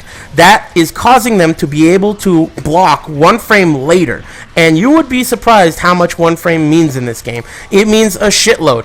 And that is the primary reason why I fucking hate playing online so much, because that 1 frame means so much that, you know, I mean, it just means everything. Why would you even play if you're not going to get that 1 frame? You know, it's bullshit. So anyway, down back 3 is extremely good and extremely important. Really, really, really good. That's the combo that you generally want to do. Sidestep, down, sidestep, up, down 2, while standing 4, down 4, 1, 3 is the combo you're going to get off of it. You're not going to get a full bound combo unless you take the huge risk of doing this hard-ass bullshit, which is, let me see if I can even do it. I'm not going to be able to do it.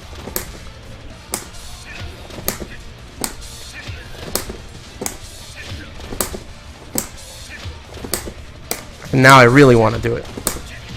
Ah, there it is. So the way you get a full bound combo, and this only works on 1 player side off of down back 3, is you crouch cancel with up, then you do instant while standing 4, and you have to do it instantly. So it's really fucking hard. If you can do this in tournament, I mean, that's pretty fucking impressive. But I never even bother trying it. It's very hard to do, but it is possible, and you should keep that in mind. Also, I think that I heard that against True Ogre, if you hit him with this low, you can just do wall standing 4, and it will work. He'll just get launched. So I can't remember if I tested that or not, but I think that works on True Ogre. So that's really important to remember. Excuse me while I get a drink. So the last thing to talk about when it comes to down back 3 is that this move is throw when it counter hits. Now, what you're going to want to do when this move counter hits is you're going to want to tag buffer it. This move is tag bufferable, but only when it counter hits on the ground. Let me turn counter hit on to make this less annoying for myself. Where the fuck did they put counter hit? There it is. And I don't know why it's not a toggle. But so when it counter hits, every single time you're going to want to tag buffer it. The reason you're going to want to tag buffer it every single time is because your inbound opponent gets free attacks. That attack right there, down forward 1+2 for Wang, is 100% guaranteed unless they tag crash. So other characters get better stuff than that. This is just the best thing that this team gets. But let's say, for example, you don't want to go for max damage. You want to go for Okazemi. If they quick stand, that will work. You could get them with that. Or other characters like cheap-ass fucking Brian. If you do this with Brian and then tag it out, Brian could come in with a mid-soccer kick. It's guaranteed, hits on the ground, and you can re-tag buffer that to bring Dragunov back in if you want. And if they try to quick stand that mid-soccer kick, they're going to get hit by it, get launched by it, and they're going to be in the correct position. So basically, whatever character you decide to pick Dragunov with as your partner, you're going to want to keep in mind what to do after this when it's tag buffered. And there are some characters that get much better stuff than others. Also, I think you should keep in mind that if your back is to the wall and you hit them with counter hit down back 3, you can tag out, and because there's a wall there, you're gonna have to use your imagination here. But because there's a wall there, Wang doesn't run in. He actually jumps down from the wall because there's a wall. So when that happens, the wake-ups are actually a lot closer. Now, if you see Wang coming in right here, if I try this crumbling tower stomp, just like that, it whiffs because he's too far away. However, if my back is to the wall, Wang jumps in. And when he jumps in, he's close enough to hit with this stomp guaranteed, and if they quick rise, it hits their back. So that's, something to keep in mind if your back's to the wall. There are different options. But overall, this sweep has improved exponentially since the last game. It's, I think, very close to being unseeable. So it's worth using in 50-50 situations, especially in the clutch, especially in tournament.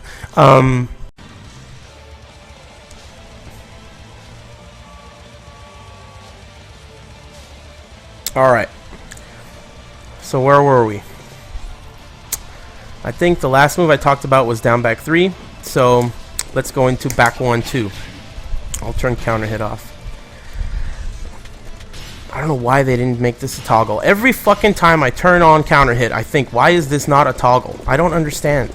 I don't understand the logic behind that. Anyway, moving on. Back 1-2. So this is a new move. It is, I think, 16 frames. No, 17 frames, sorry. The reason this move is extremely good, just back 1 by itself, is because it high crushes, especially at this range. It will go way under jabs and stuff, which is really good. It has great range, you can see, and it's safe, so you can spam it. It's one of those low-hitting mids. See, like, remember how earlier when I was talking about down back 2, I was saying how frustrating it was back in T5 because he didn't have very many mid pokes, but now he has this mid poke too, and it is a very, very good mid poke. On hit, it is +2, I think. I don't know. It's not a lot of frames, but you could just keep pretty much spamming it. It's a great move overall. If they're walking around, the second hit tracks really well. If the second hit counter hits, it is a knockdown. In the arcade vanilla version of Tekken Tag 2, it used to give a double overstun on counter hit, but now it gives a knockdown, which will wall splat, but it's really not that big of a deal. The other thing is, since both hits come out so close to each other, the opponent will almost never get counter hit by the second hit if they block the first hit, so you should never expect that will happen, because it probably will never happen.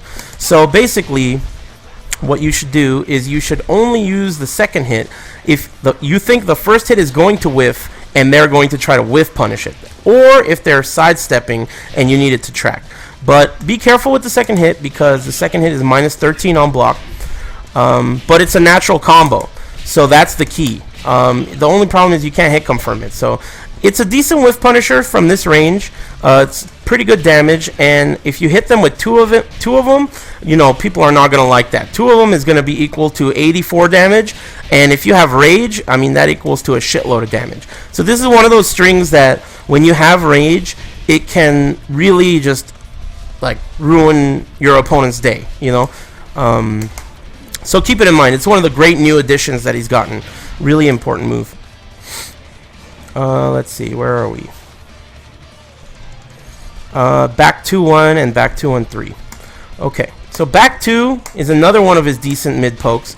I use it on occasion. It's a solid mid. Can't really go under it with a lot of stuff. It's plus a couple of frames on hit, enough to get uninterruptible while standing 12 frames and stuff. But basically, you can dead button with it because the second hit of back 2-1 is high. So a lot of good players will duck the second hit and they will punish you. So what you do is just use back 2 and you're going to dead button with it. So they're going to think the second hit's coming out and they're going to duck on block. But then the second hit doesn't come out and then you can continue your offense. So basically, you'll notice that a lot of Dragunov strings benefit from your opponent sitting next to you and from you using dead buttons. Dead buttons are extremely important with this character. So that's one of them. The other thing is that you can continue this string to do back 2-1-3. The 3 in the string acts exactly the way down back 3 does. And I'm glad I just remembered something I didn't mention about down back 3 is if they duck it, there is a transition that goes into a crouch throw. I'm glad I remembered this. So let's say you're predictable with this and they duck it. Or if they see it, which is rare, they duck it. You have the option to transition into a crouch throw, which it's the same crouch throw as his crouching, as his down 1+3 and down 2+4, but it comes out of his down back 3. So it is breakable. You can break it with 1+2. When the opponent breaks it, you're left at plus frames, which I think it's at +5, around 5. But the good thing about this is since this low is now, in my opinion, very, very close to being unseeable, this mix-up, you now no longer have to worry about is he going to see it or is he not going to see it. Now what you can do is I've been hitting him with down back 3 all day and he's been getting hit by it. So now he's going to duck it because he's tired of getting hit by it. And then you could transition into the crouch throw, which is basically one of the reasons why down back 3 has improved in this game. That one frame of lag, which is a pain in the ass across the board for every character, for every throw, that one frame of lag is a pain. However, when it comes to this move, that one frame of lag creates just actually a very good mix-up. Because back in Tekken 6, the opponent could just do down back, see the low, do down back, and then while standing before the throw came out. But now, it's very rare. I mean, the same people who used to do that 100%, like MYK and Rip, those two guys have not done that one time yet in this game against me. So that tells me that it's harder to do or maybe even impossible to do on reaction.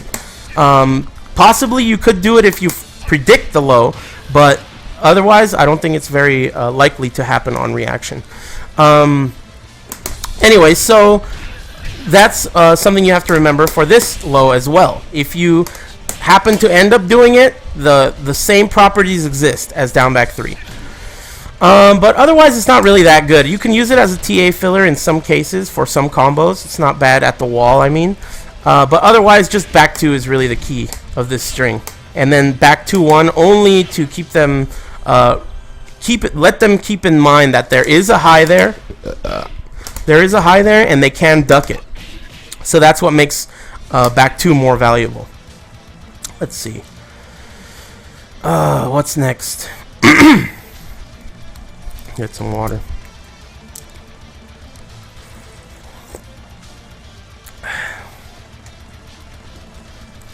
So, let's see. back 3.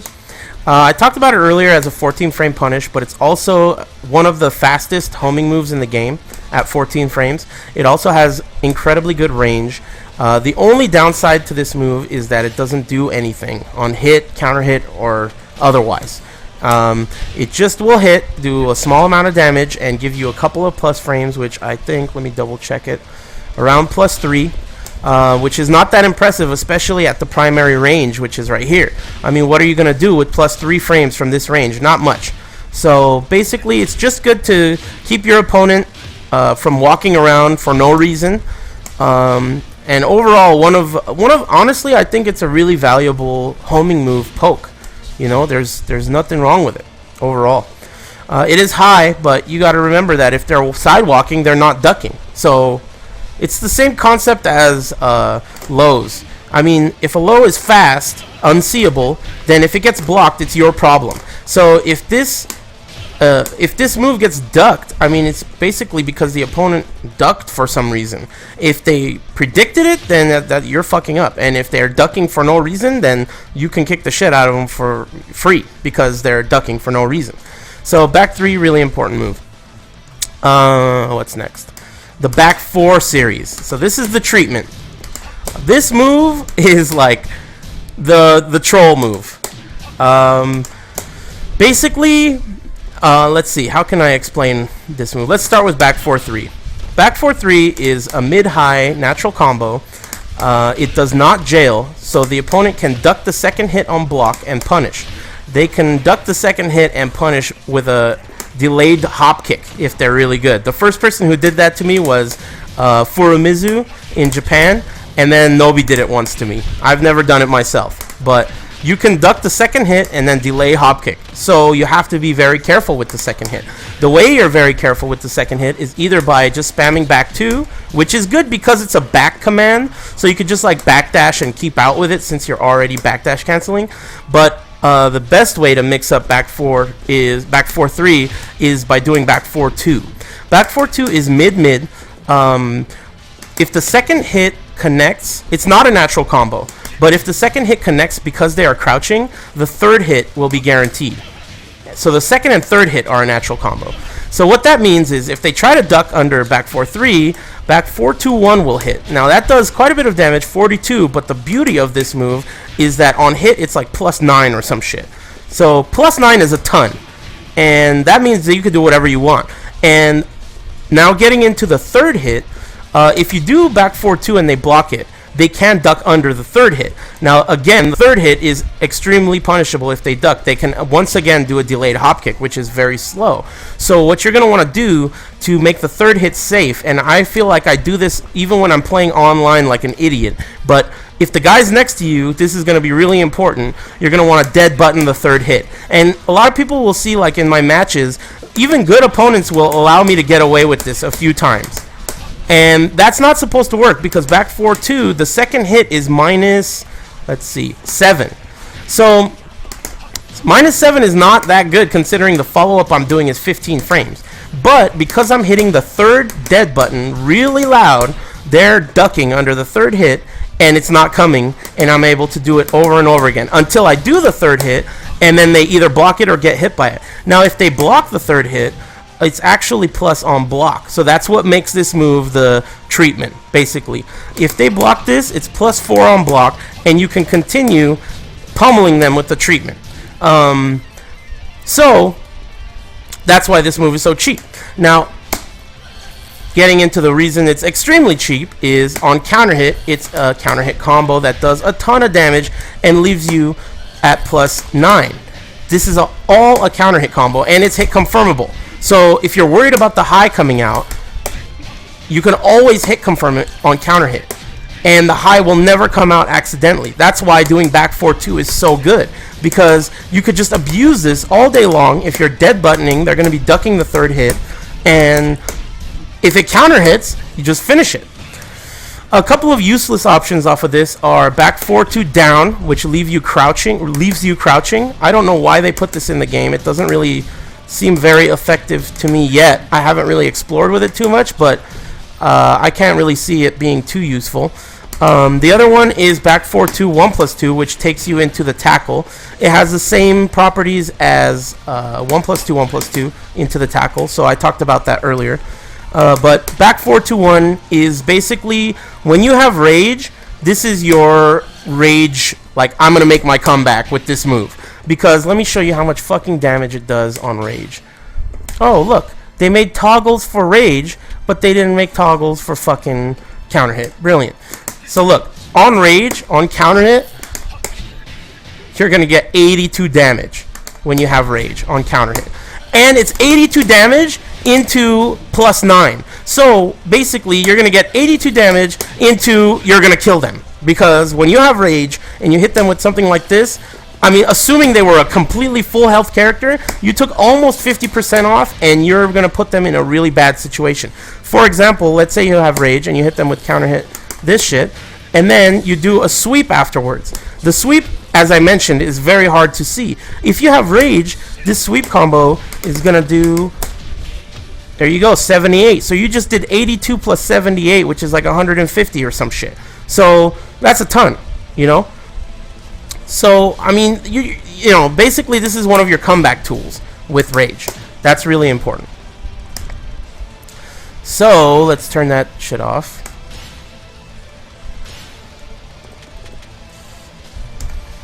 And let's move on. Back 4-2-1. Again, like signature key move. I mean, this move has won me like several tournament matches. Tons of grand final comebacks and stuff have happened with this move. This move is really good.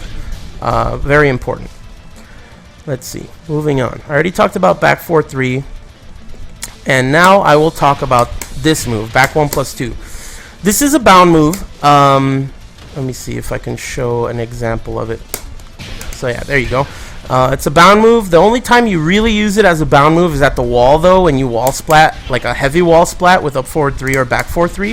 And I'll talk about wall game a little later, but the good thing about this is it's +3 on block, and it gives a free stomp, and it's actually 100% free, as in you cannot tag crash out of it. So that's really good. It does good damage. It's mid. The only issue is that it has relatively short range, so you have to get really close to use it. But it's really good. I mean, good damage, +3 on block, mid, has some tracking to the right, but nothing you can really rely on. But overall, decent move, and another one of his signature moves at the wall for pressure. Let's see. What's next? Oh, okay, back 3+4. This move, I'll show you guys. It has a punch parry in it, and it'll parry all mid and high punches. And I'm going to show you what it looks like right now so that you can see.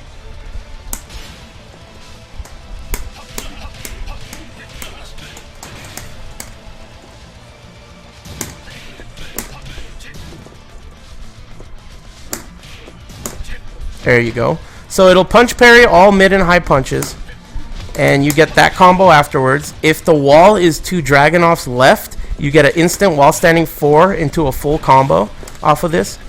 It is safe on block. In fact, it's only, I think, it's actually 0, I think. Let me double check.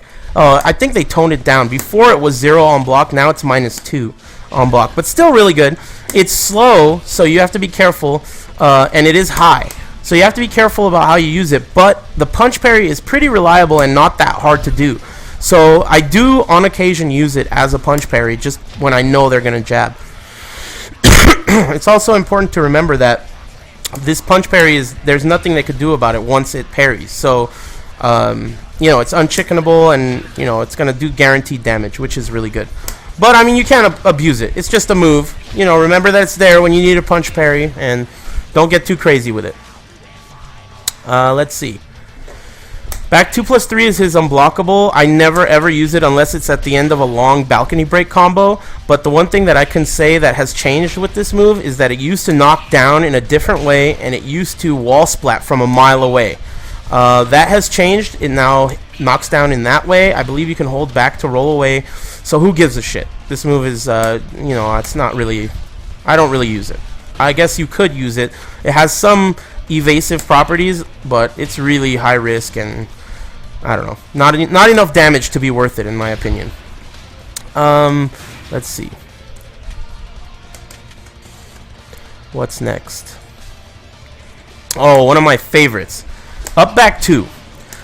So up back 2 is a really unique move to Dragunov. It's a high, and it has a built-in sidestep.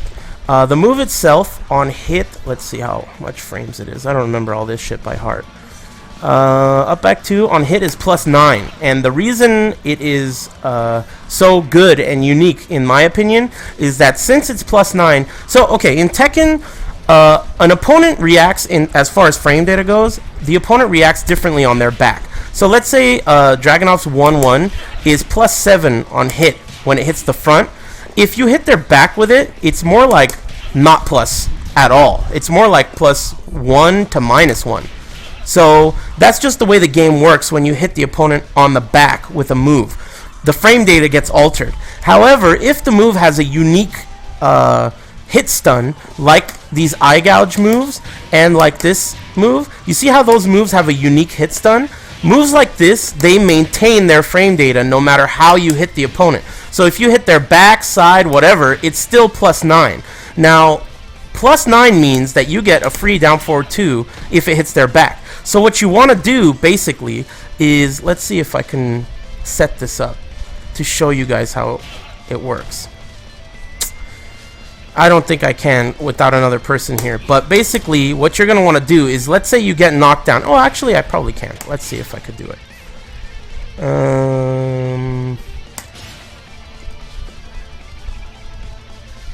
Okay.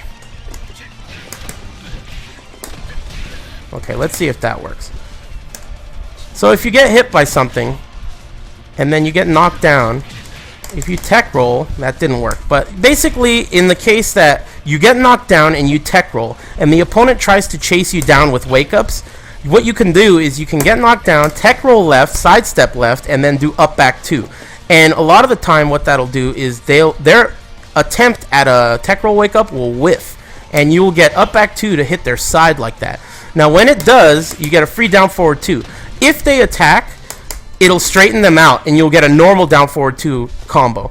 Now, the only exception to this is I think that some characters like Alyssa and Armor King and Lily and characters that have back turned options, they can like get away from this by using their back turn move. So like Alyssa and Armor King will get hit in the air, and Steve he can do albatross from back turn, so he can albatross away from this completely, and that will make the entire down forward 2 whiff completely. But otherwise, against other characters, basically this is a combo if it hits the side. I mean, there are some situations where it won't combo, but overall it's pretty good for a side. You don't even have to get all the way to the side. Even if it's like right around there, it's still gonna work pretty well.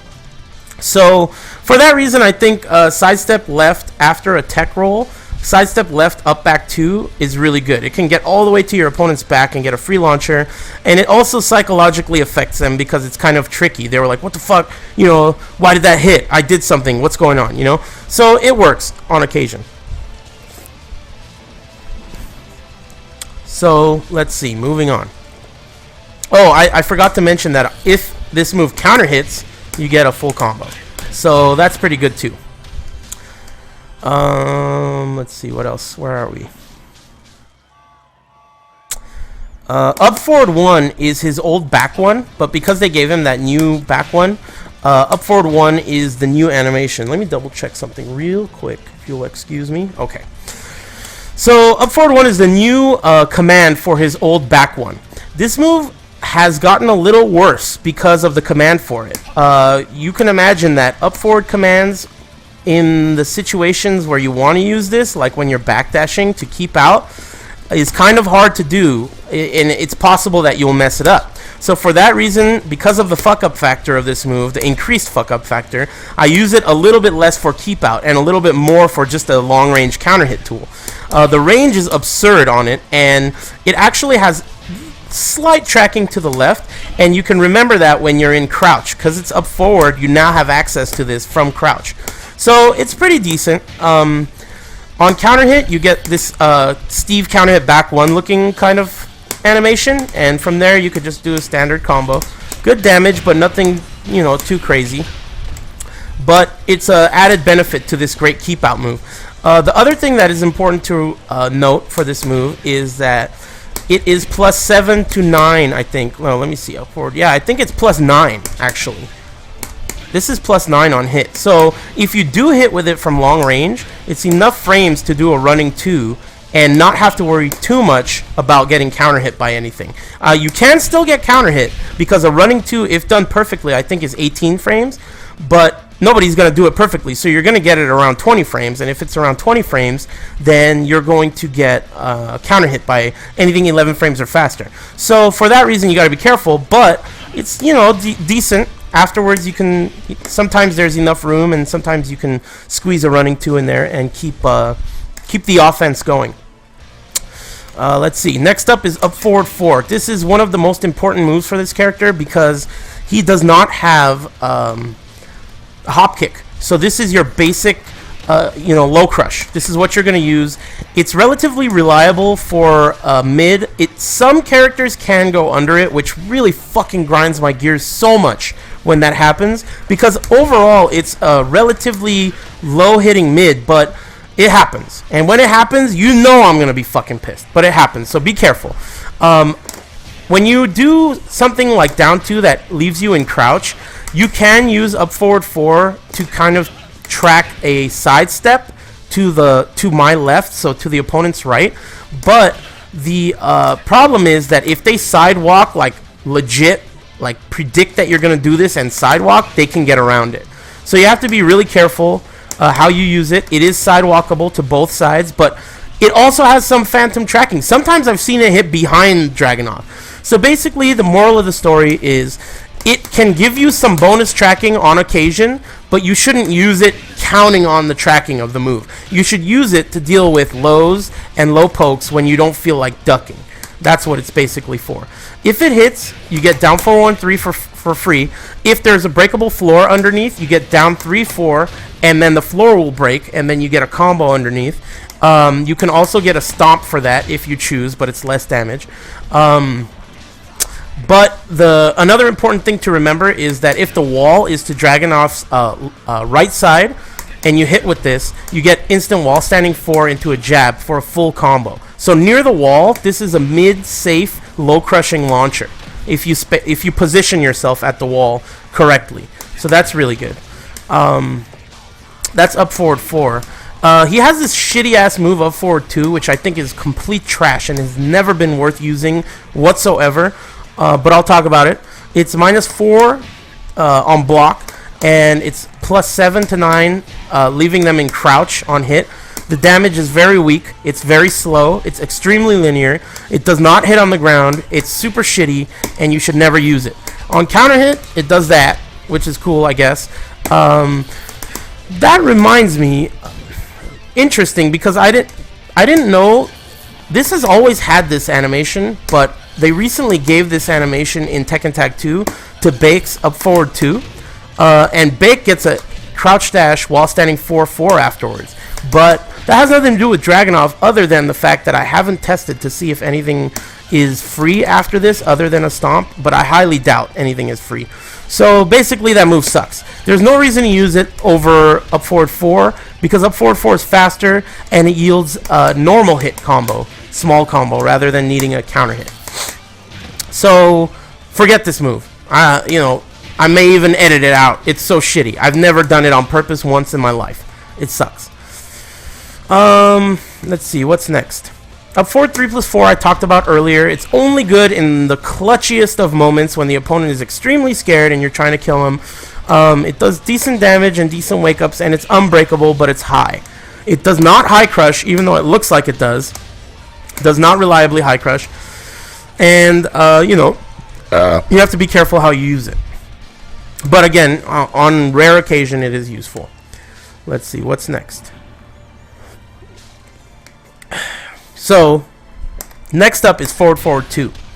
Now, forward 2 is kind of like Steve's forward 2, except it doesn't give anything free on normal hit, but the range is really good. You can also get it blocked shallow, which makes it very difficult to punish. So, it is -12 on block, but if you space it correctly, it can be really hard to punish on block, and it always gives a knockdown and wall splat, which is good. So you can use it for whiff punishing from long range if you need it. Something to remember with this move is, let's say you do something like up forward 4, down 4, 1, 3, and you think it might hit the wall, but you're not sure if it'll hit the wall. So you do the combo, and they're floating in the air, spinning like that. At that point, you can look at your opponent's character and then do forward, forward 2 afterwards, but decide whether or not it's going to hit the wall at the last second. And when that happens, if it's not going to hit the wall, you can confirm that and cancel this and then continue your offense. But if it does hit the wall, you just let it rip. So basically, you let it rip no matter what. But if you see that the 4-4-2 is not going to get you a bind at the wall, you can cancel it and then continue your wall pressure. So that's basically one of the tricks with this move. You can also convert it into the throw by doing 4-4-2, 1+2. And just like in the 1-3-2 string, on counter hit, you get a free shoulder. Got to time that just right. But on counter hit, you get a free shoulder. And also, you can cancel it by holding back. 4-4-2, 1+2 back. And I mentioned earlier, if you're key charge, the grab version of this has blue sparks, and it is unbreakable. That's not really good.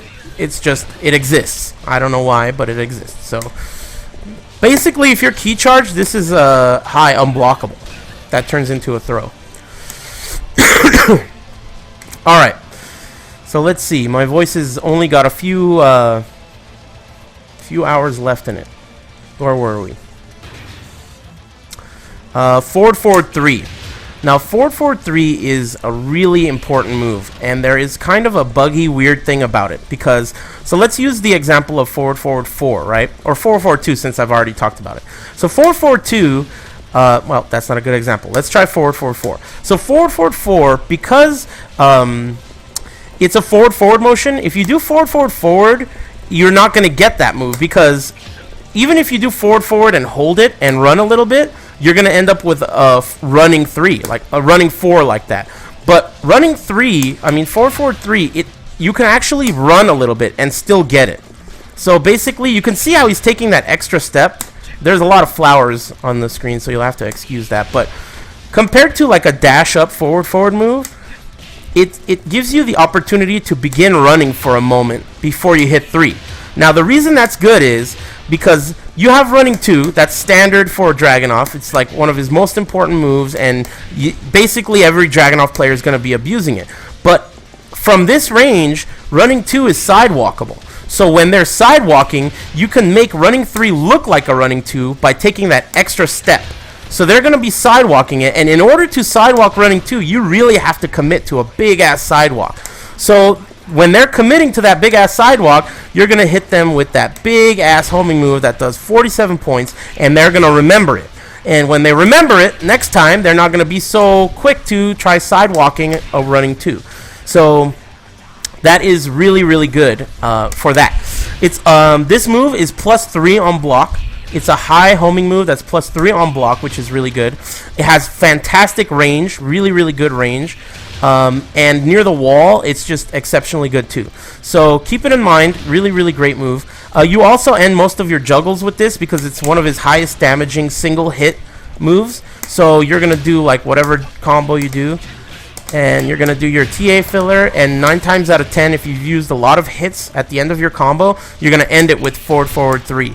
If you haven't used a lot of hits at the end of your combo, you can end your combos with forward 3, crouch dash 1+2. That does 1 point more damage than forward, forward 3 at the end of a combo. So, you know, something to keep in mind. That's forward, forward 3.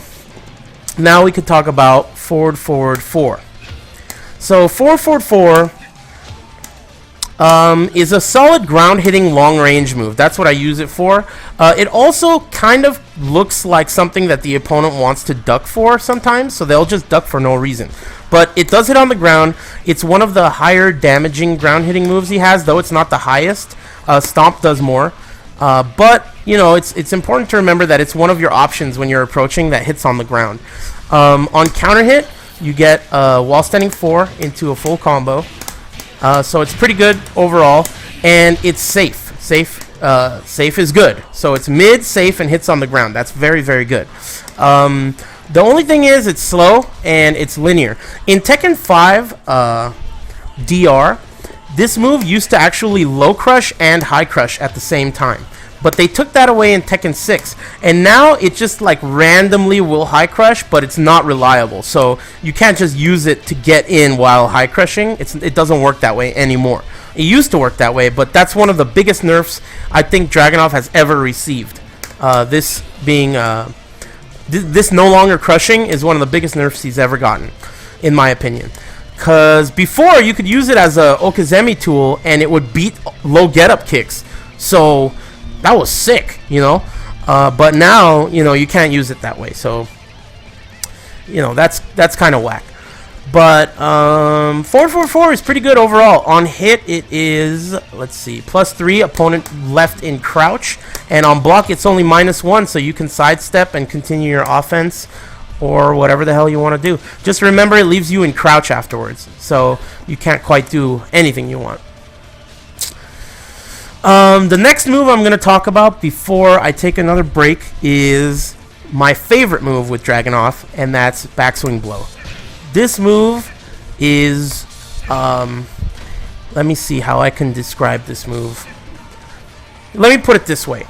So, when I played the Korean guys when they were here, Ni, Holman, and Nin, the one thing that transcends across the entire globe when it comes to reactions from a Tekken player is how they feel when you hit them with a backswing blow. So I'll talk about the philosophy behind using this move in a second. But what I mean by the feeling they get when they get hit by this is they always look up to the sky and pray to whatever fucking god they believe in, and they think, Jesus Christ, what a scrub. When you hit them with that, and that's why it's so good. This is basically the panic, stop pushing buttons, or I'm gonna do this every time you push buttons type of a move. You can use it when you block things like slash kicks. You can use it to throw off the opponent's general mix-ups on block. They'll have to add this third option, which is either to wait for the backswing blow or to do something long range that reaches. They're going to have to add that third option to it because, you know, it exists. You've represented that this backswing blow exists, and it's, you know, going to do a shitload of damage. It's also tag bufferable, so that's really good. And, you know, it's mid, and it's a launcher, and it's an elbow. So there are all these, like, bonuses to it. The only downside to it now, in Tekken 6, it was -12 on block, but in Tekken Tag 2, it is actually launch punishable on block. It still has pushback, and it still can be hard to punish for the opponent because it's such a clutch type of a move. When it gets blocked, usually they're surprised. And oftentimes you can get it blocked and do another one, and that'll really piss them off if it works. So that's really good. Now, the scrubby kind of way to use this move is when your opponent... Basically, the worst idea when it comes to using this move is to use it when you do something safe. Like, the first theory that you would get when you're a Dragunov player... Let me put this guy on block second hit. So, the first thing I thought when I started playing Dragunov was I'll use it after moves like this because they're safe. And the opponent's going to want to block these moves and swing with some bullshit, and they're going to get hit by a backswing blow. And yeah, that works, but that is really the novice way to use this move because that's the most predictable way to use this move. Against a good player, no one's going to swing when they block something that's safe because they know, you know, they're educated and they're not going to swing after this. This is just one example. There are a billion examples of when to use it. Like, you know, you use it off of whatever. But in my opinion, the best way to use this move is to wait for a situation where the opponent has hit you with something that puts you at minus frames, and you know for a fact that the opponent is going to take that frame advantage. So let's say you're playing against, like, Lars, right? If Lars hits you with, like, down forward 1 or down back 2-3 or something like that, right? And he has the frames to continue. If he continues and does like down forward 1 or back 1, which is his homing move, you can backswing blow out of those things. And The only time I think you should try to do a backswing blow is in those situations, because if you use it off of these like bait situations, you're kind of giving it away as your clutch, get out of jail, make a comeback, rage comeback move. That's what you should save it for, in my opinion. You should save it for when you need it. You should save it for when your opponent has gotten careless with their offense, and you should remind them of how much they're going to be fucking pissed off when they get hit by it. This shit is really annoying. Trust me. Everyone looks up when they get hit by it. They're like, oh, fuck, It's really funny. I mean, take note of how people react when they get hit by this. So, again, I think I covered all of the aspects of this move, but this is my favorite move for the character. This is basically the reason. This move alone is the reason why I started playing him in Tekken 5 DR. I think it's really funny. I think he makes a funny noise, and I think the fact that he spins around when he does it is really funny too, like a ballerina. So it's a trolly ass move, and it's gonna ruin everyone's day. I mean, you gotta use it. Just use it at the right times, because it's really dangerous now. They made it minus 15 launch punishable, so you just gotta be careful when you use it.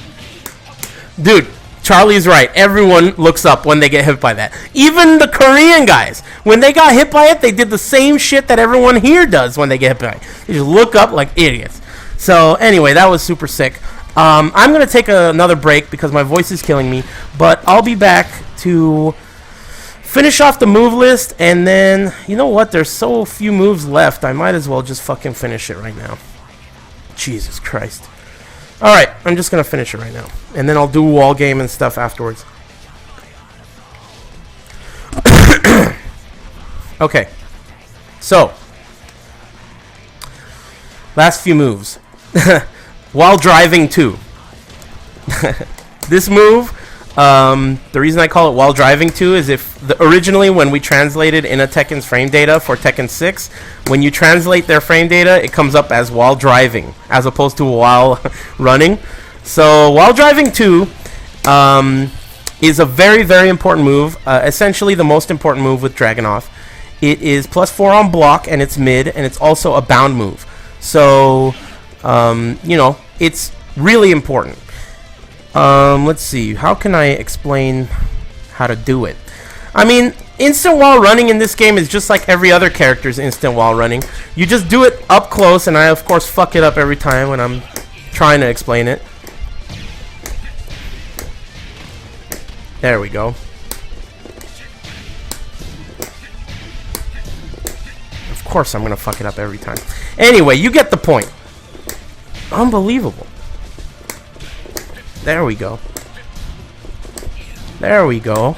Anyway, you get the point. So this move is really, really important. One of the reasons it's important, and one of the reasons why I think people should do it often, even if they don't think it's going to hit, is because it's one of the ways that Dragunov can position and push the opponent where he wants. So let's set it to stand guard, and if you'll take note of the flowers on the ground, you can see, even though Dragunov, the opponent is just blocking, you can see how far he slides. Look at the opponent's feet there.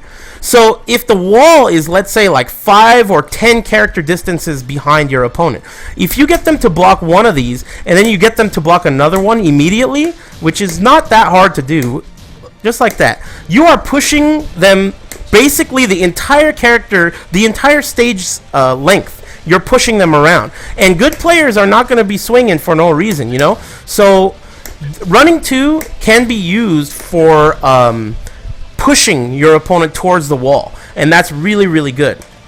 So it's forward, forward, forward 2. The way you do it, buffered, is you do forward on the recovery of the whatever move you did. So whatever it is, you do forward before it recovers, and then as soon as it recovers, you hit forward, forward 2 as fast as you possibly can. If you do it correctly, you're going to get this running move. If you do it like a robot, which you can't do it like a robot, it's going to come out in, I think, 18 frames, if I recall correctly. Let me double check that. Yeah, 18 frames. But nobody can do it that fast because you have to do it. I mean, maybe if you have a hitbox, on a hitbox you might be able to do it,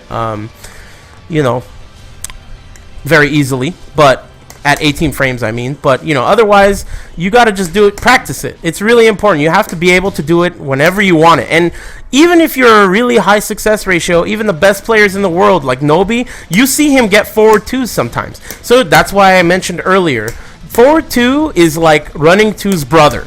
You know, these two moves, they are linked. They're forever linked because when you fuck up a running two, you're always going to get a forward two. So it's very important to familiarize yourself with that when it happens, because it's like a contingency plan. You're not going to get, you know, you're not going to get the counter hit. I'm sorry, the 18 frames. You're not going to get that correctly every time. So, you know, be ready for forward 2-4 just in case you need it. And don't forget about that dead button, because you know if you hit forward 2 and then you fucking you know, hit that dead button loud, they're gonna hesitate for the 4 and you'll be pretty good to go. Okay, so the last thing I want to talk about when it comes to forward 4, of course, is when it comes to running 2, of course, is the combo afterwards. This is one of those combos. There's this guy that I know. He kind of goes to Super Arcade, or he used to when Tekken 6 was really popular. His name's Me-Boy, and he used to always just do this combo after running 2 counter hit. And I used to always tell him, like, even if you can't do while standing 4 like that, you should still do it. You should still try to do it every time. And that's my advice to anyone trying to learn Dragunov. Sacrifice the combo. You're going to want to basically do that, attempt to do that every time, because if you're not doing it, you're giving up way too much damage. And this is Dragunov's best move. So if this is Dragunov's best move and you're not taking full advantage of it being his best move, then you shouldn't be playing Dragunov. So basically, if you're going to play Dragunov, do this fucking combo.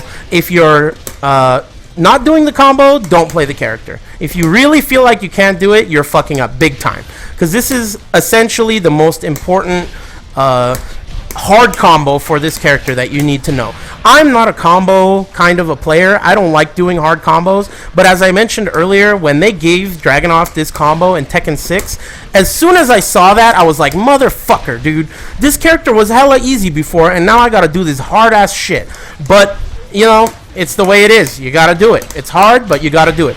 Every other combo that Dragunov has, like, this is a hard combo too. See, I fucked it up. Anyway, that combo is very difficult. But the good thing is that any of the other combos that Dragunov has, there are workarounds. Like, for example, I don't like that combo, so this is the combo I do. And it's only like 2 points less damage. And I don't give a shit what Jimmy J. Tran says about it. I'm going to do that combo because it's easy and it hits every single time. And I'm going to be over there in the background trolling you, Jimmy. I know you're in the chat. I'm going to be trolling you when you drop that combo. And I'm over here doing this easy-ass combo, 100%, no problemo. You know? And another good thing, anyway, I don't even want to get into that shit. But the point is, my philosophy is, if there are options, if there are decent options or workarounds to doing very difficult stuff, then I'm always for doing that if they don't sacrifice too much damage. But in this case, it's absurd if you don't go for the wall standing. You have to. It's just too much damage to sacrifice. The potential for wall carry and Okazemi is just too much. So, you know, you really, really should practice that. It's really important. Let's see. Almost done. While running 4 is basically, I mean, you don't really need it. It's just another option when you're running. It's mid, it's safe, but it's not plus. It transitions into that throw, which does a ton of damage, and that's on regular hit, but counter is on right now. Stupid not toggle. Okay, here we go. You can do that as instant while running as well, but I mean, why would you when you have such a great move instant while running too? But I guess if you know they're going to duck, I don't know. I've never really found a great use for this move other than it looking super sick and doing a ton of damage. But yeah, I mean, I guess you can use it when they're going to try and parry. But even if they're going to try and parry and you need a knee, you have so many launching elbows with this character that it's really not worth it. So yeah, that move's kind of shitty overall. It just looks cool. Gives you a face-up head towards wake-ups. Let's see. What's next? I guess we could talk about his while running slide. So in this game, when you raw tag, you have the opportunity to do running moves, and you could do cross chops, you can do the generic slides, you can do slash kicks, and with Dragunov, you can do running 2, which is very convenient, but more importantly, you can do running 3, which normally you can't do from this range, but because you're actually considered running when you raw tag, you can do his full running 3, which transitions into that throw on regular hit, which is really good. It is launch punishable, so you gotta be careful, but transitions into that throw, does 40 damage on regular hit, which is really good, and I highly recommend it for when you're trying to come in. If you're in point blank range, running 2 into the low are actually pretty good mix-ups. Pretty decent. The low is going to give you a throw on regular, and the mid is running 2. You know how that works, so that's pretty good. Let's see. Get some water.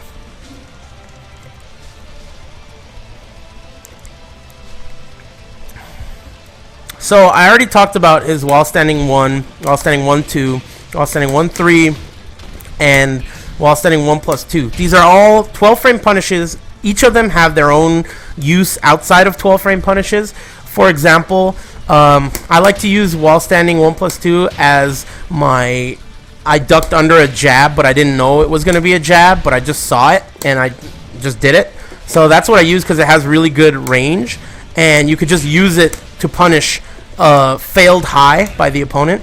While standing 1-3 generally is used for Punisher, but you can use it to mix up from crouch. It also is pretty safe overall, and it is a solid mix-up if they're ducking while standing 1-2. I mentioned earlier that while standing 1-2 has some tracking to Dragunov's left, so that's really good. But overall, they're just punishers pretty much. You got to remember that while standing 1-3 and while standing 1+2 will wall splat, and I'll talk about that later, but pretty solid. While standing 4, I mentioned earlier, has some tracking to his left, and it also, it's just pretty generic. Another useful thing about it, as I mentioned earlier, is that it will pick up. Not every while standing 4 in the game will pick up into a jab, so that's really good. And then he has while standing 3. Now, while standing 3 is pretty safe. I think it's actually safe. Let me double check. Yeah, -8 on block, around there. I don't really use it too much. I've heard of other Dragunov players using it, but I think it's kind of like, who gives a shit about this? I guess you could do crouch dash instant like crouch dash into while standing 3, like that, for like a Death Fist-esque type of move, but it's really a little bit slower than I'd like at 25 frames, I guess, which is a lot. 25 frames? That doesn't even sound right. That might be a mistake. No, it's 16 frames. Sorry. I read that wrong.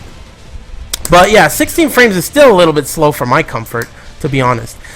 Anyway, the other thing I want to talk about as far as while standing goes is his while standing 2. So on one player side, if you're doing down 2, right?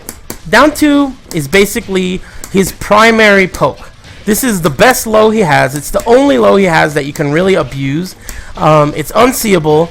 It's -13 on block, so you have to be careful against like Bruce, Kazuya, I don't know who else, but some characters have, while standing punishers that are 13 frames and launch. So you have to be careful with that move, but it has really good tracking, and on regular hit, it's 0.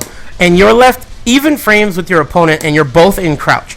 So from this position, if you do while standing 4, all they can do is trade with your while standing 4 with their own while standing 11 frame, or they can sidestep to their right because they're forced crouch. So on one player side, if you hit with down 2 and they try to sidewalk, while standing 4 is going to hit them. So that is one of your options for a sidestep catch. The other option, as I mentioned earlier, is up forward 4, but if they know you're going to try to do up forward 4 after down 2, they can sidewalk it. It's just that they have to commit to the sidewalk. But if they just sidestep, up forward 4 is going to catch them. Let me get a drink of water.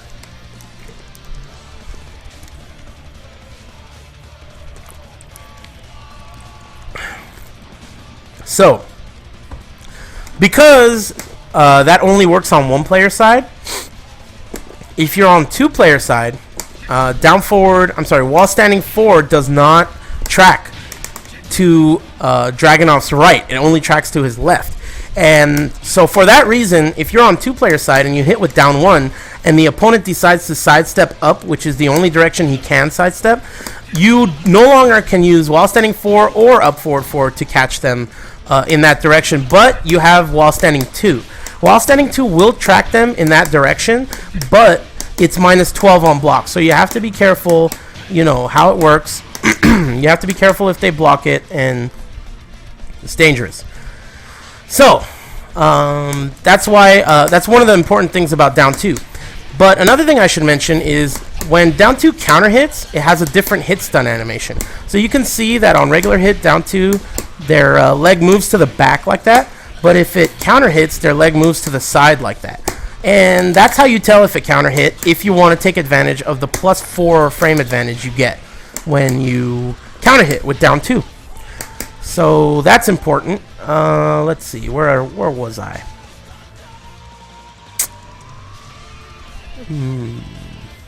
I guess sidestep 2. I don't use sidestep 2 1+2 at all. I think it's like completely useless. You have an extension, sidestep 2 1+2 4, and then sidestep 2 1+2 1+2. All of those extensions are trash. In fact, I'm not even going to talk about them anymore. That shit sucks. But what is decent is sidestep 2 3. This is a hit confirmable, delayable, natural combo. It gives plus frames on hit. I think it is plus. Let me double check. Oh. I don't know how much plus it is. I guess it's not available.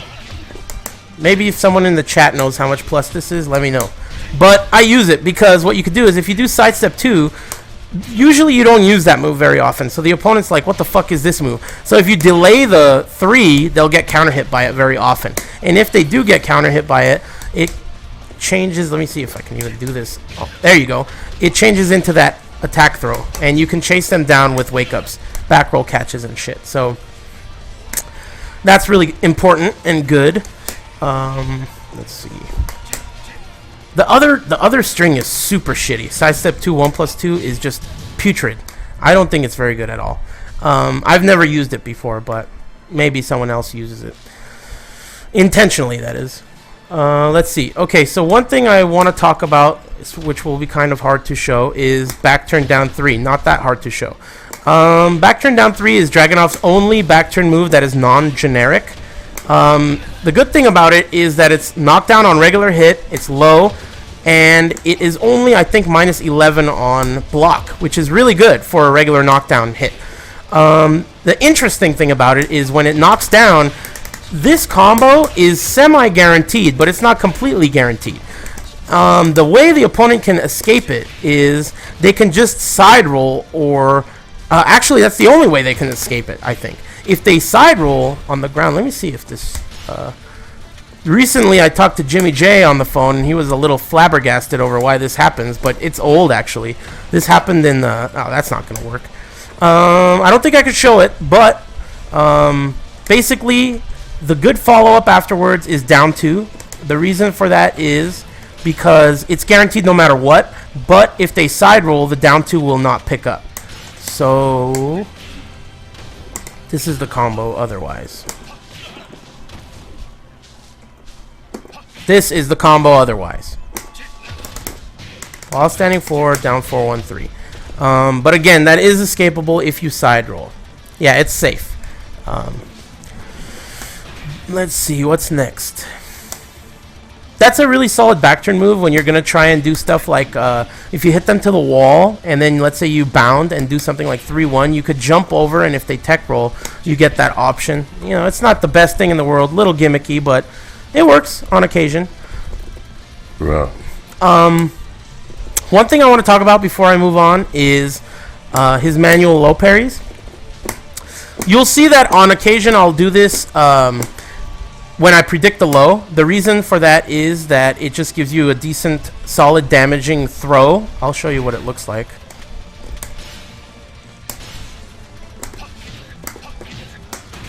this is a manual low parry that will counter all lows, and you could do it from crouch as well. It does 35 damage.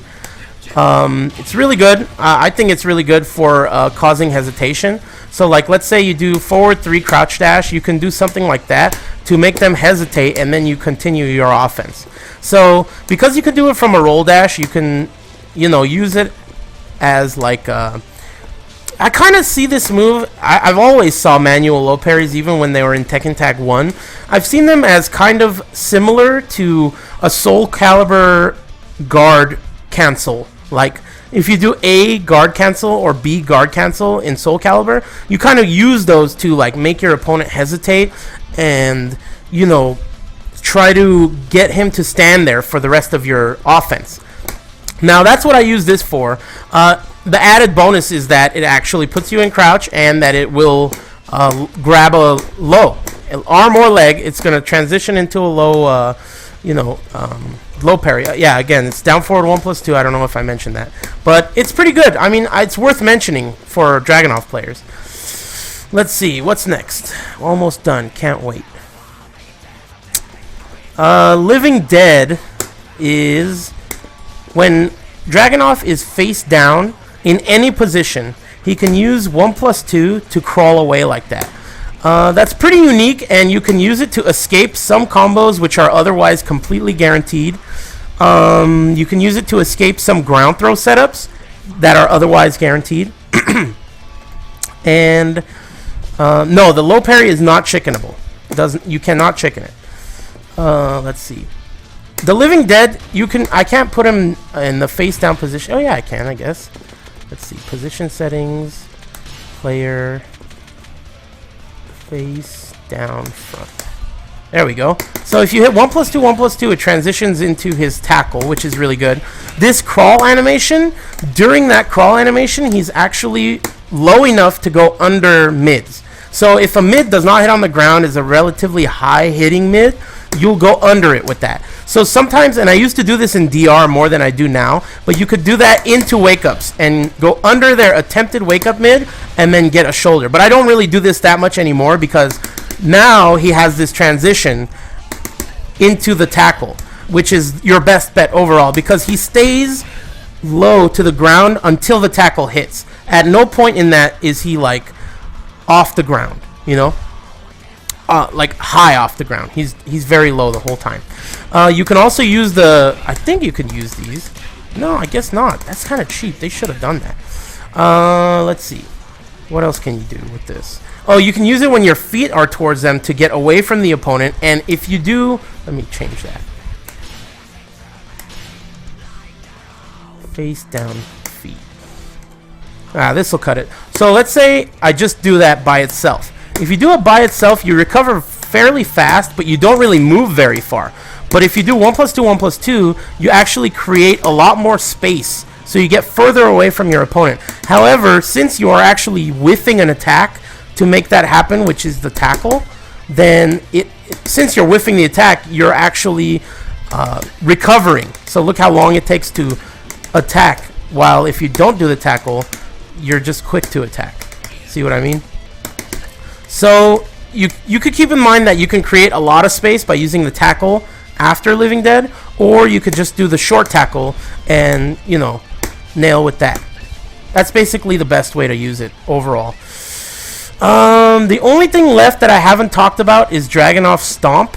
I think this is probably the best stomp in the game. Maybe there's another one that's better, but as far as I can recall, it's the best. The reason I think it's the best, there's two reasons I think it's the best. And I'll go over those right now.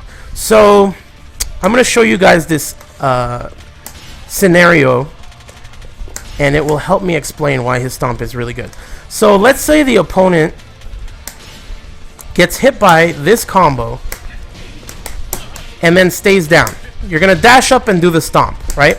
And this stomp, the way I always do it is I hold down 4 and then I hit down +3. So I button buffer it. Now, if you button buffer a stomp and the opponent gets up off the ground, like tech rolls, you're going to get a down 3, which also hits on the ground, and it tracks both ways. I didn't mention that earlier.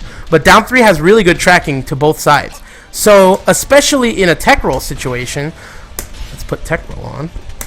So you remember, if he stays down, I'm going to get the stomp if I hold down 4 and buffer down 3. So if I do the same thing, but he tech rolls, I'm holding down 4 and buffering down 3, what I got there is a down 3. But what I did there was a stomp.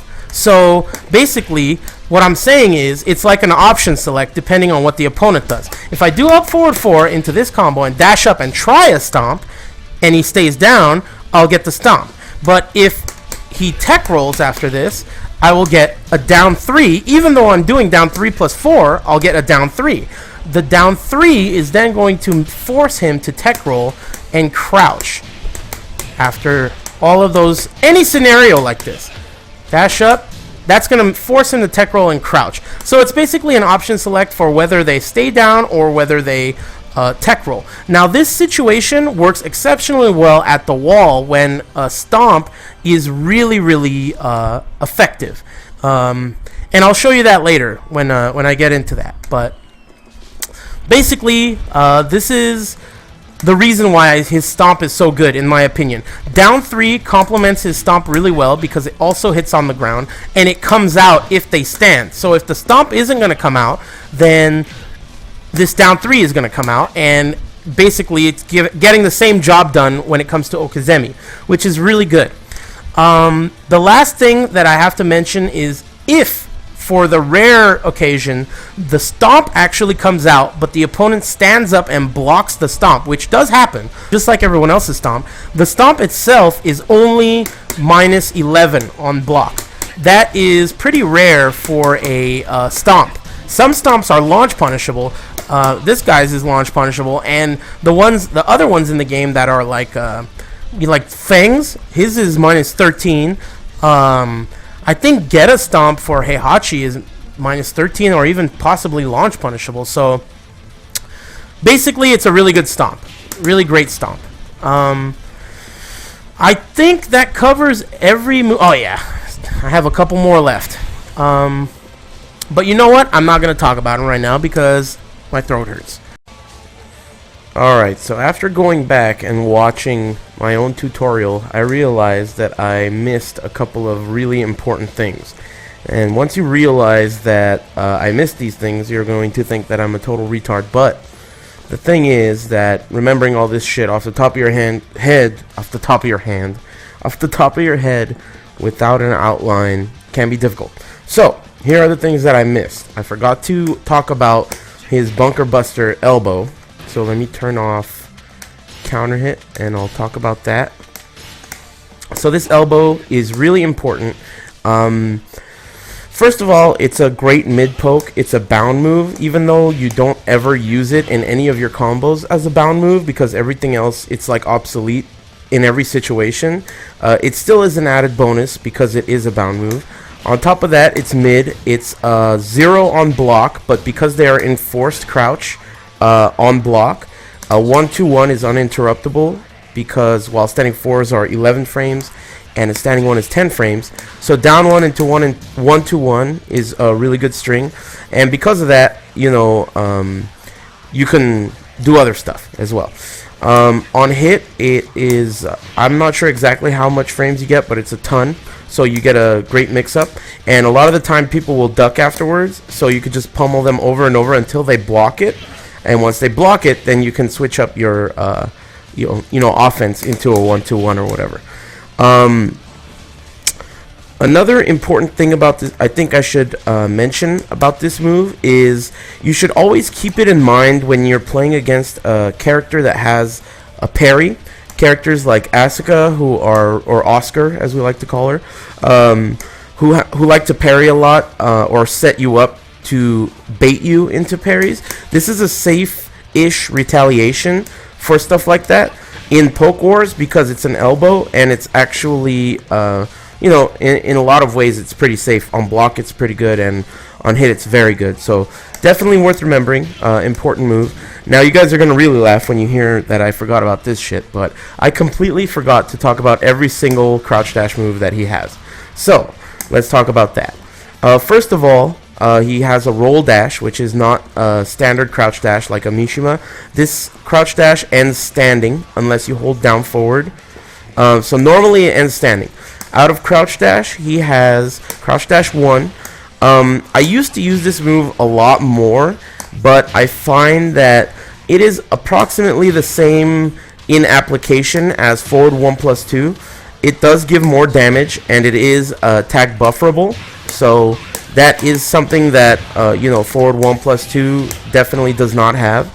But forward 1+2 is a lot easier to do as opposed to doing a crouch dash, and the range is both the same. And overall, I think in most cases of a whiff, forward 1+2 can replace crouch dash 1, but crouch dash 1 definitely has its uses. Another really good thing about crouch dash 1, which I'll show you, is that on block, it's a normal hit launcher, but it's high. But on block, the good thing is that it's only -2. So you can continue your offense in a lot of different ways afterwards. The good thing about that is there aren't very many cases where you can attempt a launcher, and if you fail, you can continue your offense. But crouch dash 1 is one case of this. So it's pretty good. Don't forget about it. It's really unique in that it's a normal hit, high launching, safe move. So very useful for that. But again, there are a lot of cases in which you would use it for a whiff punish, where forward 1+2 is just much easier. And you know me, I'm all about easy stuff. So that's that. The other move is crouch dash 2. This is really good for punishing raw tags. It has a lot of range. You could do a really deep crouch dash, making it even longer range. And it's pretty good overall. The only thing is, even though it's tag bufferable, these types of moves, crouch dash 1 and crouch dash 2, both of them are very situational. You can't just be like, oh, let me hit someone with these things. They usually have to make a very large error for you to be able to use these moves. But still, people do make large errors, and it's important to be ready for them. Crouch dash 2 is an elbow, so that can't be parried, and even though it looks like it high crushes, it actually does not reliably high crush, so you can't count on it for that. But it is pretty high damage, and it's a pretty good launcher, and the only downside to it really is that the move itself is, I think, -14 on block. So -14 is quite a bit, and you have to be extremely cautious depending on what character you're playing against, because you can get launched for it. And because the move itself has such a distinct and unique animation compared to all of Dragunov's other moves, your opponent will likely be able to block it and punish it, even in clutch situations like in tournament. So I think you just got to be very careful when you use it. Only use it if they raw tag or if they make a very large error, like a huge whiff. Okay, so moving on from crouch dash, you can also do while standing 1+2.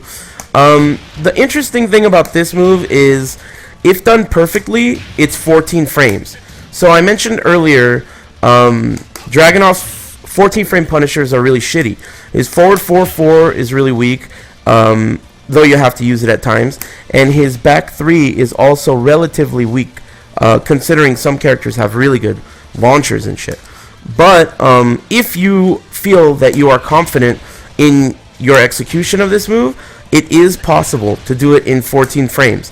So in theory, Dragunov does have a 14 frame wall splatting punisher. But again, it's very, very difficult to do it in 14 frames. So it's a matter of practice and your own confidence in whether or not you can execute that. Let's see, moving on. Next we have crouch dash 3. So crouch dash 3 is, it appears to be useless when you look at it, because it's -9 on hit, and it's extremely launch punishable on block. However, the way I like to use it is when I'm at the primary range, which is right about here. I usually will approach with a crouch dash and then see what they do.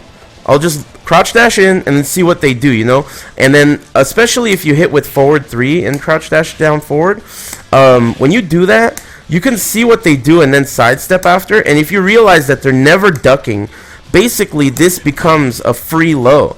And it's 20 points damage, and even though it's -9 on hit, it still is guaranteed 20 points damage because it's unseeable, and people are not just going to go ducking when you crouch dash because you have a very valuable launcher here that does a lot of damage. And so for that reason, I think crouch dash 3 is pretty good. Another thing that I think I should mention before I move on from this, I'll show you guys a recording of it. So, oops. So when crouch dash 3 hits, what you can do is you can option select by, let me see if I did that correctly. You can option select by, there you go, I did it correctly. Let's see if this works. Oh, I didn't do it right. If you, yeah, I didn't do it correctly. But there's a way to do this on hit and then hit down forward and then hit back. And if you time it correctly, you will low parry a down jab. I've shown this before in other tutorials that I've done. But what you'll end up doing is you'll low parry a down jab and you'll block anything slower than 12 frames or slower if you do it correctly. So you do this, you tap down forward on recovery and then hold back. And if you do it right, basically the common retaliation to that, which is a down jab from your opponent, will get low parried.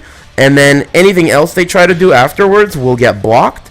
And so basically it's like this safe type of a setup that you can do when this hits. On counter hit, this transitions into a throw just like his running 3, which is important to remember, and that makes this low slightly more valuable. I just think overall some Dragunov players don't really use it, but in my opinion I think it's good. I think the range is good. I think that it's not like the best low in the world, but for a character that doesn't have a lot of long range lows and ways to approach, you know that it's an option and it should be remembered. So the last move I'm going to cover is his crouch dash 4. Now crouch dash 4 is, I believe, -10 on block, so it's pretty safe. On hit, it naturally converts into this transition. The way you do that is either there's a mix-up, and the first option is 1-3-4-2. The other option is 2-4-3-1, and those are the extensions. The breaks for those extensions are 1 or 2, depending on which extension you do. And the interesting thing is, if you, I think if your opponent breaks it, you're at plus frames. So that's another one of those grabs where even if the opponent breaks it, you have plus frames. But you know, I used to think it was a good idea to take the wake ups off of this and not do the extension because you get back turn wake ups. But honestly, I'd rather take the 50-50 because even if they know that you can break out of it, some people don't even know. But even if they know, they're gonna have to guess 50-50, and this is, you know, a 20 points extra damage. It's better than, I think that's better than the Okizeme situation, because the Okizeme situation, even though it's almost like a 50-50, there is a potential for things going wrong and you getting hit by a get-up kick, or maybe, you know, things go wrong sometimes. So it's better to play it safe in the end and just do the extension, in my opinion. But I think that's pretty much every move that I missed. So hopefully I'll be able to easily edit this into the rest of the tutorial, and you guys can watch the rest of it in the next segment. Alright, take it easy, guys. Almost forgot to record. That would have fucking sucked. Okay. I forgot what I was saying. Oh yeah, basically, other characters at the end of their TA combos have the opportunity in the open ground to do like a tag crash bait. But for Dragunov, I haven't personally found anything that's that great, at least with my characters, for tag crash bait. What you can do for tag crash bait is something like a short juggle, and then you could do forward 3, and then, whoa, what the fuck was that? You can do forward 3, and then something like that, and then backdash. So if you hit the low parry really hard, they think that it's a part of your combo, and so they're like, oh shit, I'll tag crash, and then you can backdash. And there's no real risk to it because you only drop the while standing 1+2, which is like 9 points at that point, and or maybe even less, 8 points or something, and you didn't whiff anything, and they just got knocked down at the end of the combo. So it's really not fantastic, but you know, it's really the only option that I know of. There might be more. Other than that, oh, I was mentioning combos. So I said that I don't like difficult combos in general. I don't like difficult combos in tournament at all. So the good thing about this character is his primary best combo overall is forward 4-4-3 into a jab string of some sort, which is what's going to get you the most damage. So generally speaking, you're going to get forward 4-2 after that or whatever. But there are a lot of options to not have to do difficult combos with forward 4-4-3, like off of crouch dash 2. You have to delay it the right amount to get this combo to work. So instead of doing that, fuck that, I just do easier combos. The good thing about this combo is you can change it if there's some other, you know, something else you have to do. And that's the case with down forward 2 as well. His down forward 2, the strongest combos off of it are always off of forward 4-4-3. But I don't like that combo that much because it feels like it's less malleable for the wall. So, like, what if the wall is a little closer? You know, then 4-1 will be more appropriate. And for me personally, I don't like to use forward 4-4-3 in my combos because I feel like I drop them too often, basically. And I don't think, unlike running 2 counter hit, unlike this move, this combo, there are workarounds and there are other ways to do combos that you only sacrifice just quite like maybe like 2 or 3 points, and you're basically doing a full combo anyway. That's my personal opinion on this character. If your execution is hella good, you know, you can try doing these combos, but they're too hard to me. And not really worth doing, in my opinion. I've dropped them too many times in tournament for it to be even worth it, in my opinion. But Jimmy J will definitely disagree with you because he's a max damage Nazi, and anytime you're dropping 1 point of damage, he's gonna be like criticizing you about it. But the funny thing is that I called him out on that at SoCal Regionals, and he was like, well, that's just my way of talking shit, because, you know, he doesn't talk much shit. He's one of those humble guys. But, you know, I'll allow it. But I don't think it's really the best idea, in my opinion. But others may disagree. But moving on. Oh, before I go on from open stage, I'll show you guys the old stuff he has. So anytime you bound, you can spike them with down forward 3. From that position, you can wake them up with 3-1, and that will float. And then if they stay down, you get a stomp, but they can side roll that. So to deal with side roll, you either do down 3 or you do down back 3 to beat the side roll after the, what do you call it, the axe kick.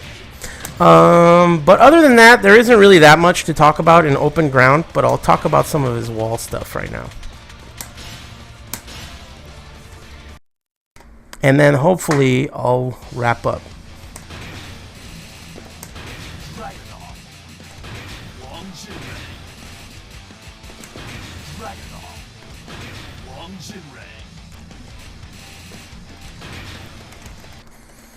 All right.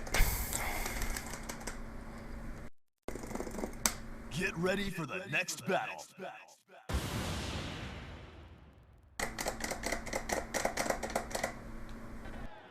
Okay. So let's position reset to the wall. Oops. Nope. Okay. So when you're at the wall, certain moves change in value, in my opinion. The number one move that changes in value is up forward 3. The value of this move goes way up because it's now a safe mid. Basically, it's a hop kick. When your opponent's back is to the wall, this move is a hop kick. And that's the thing that is Dragunov's...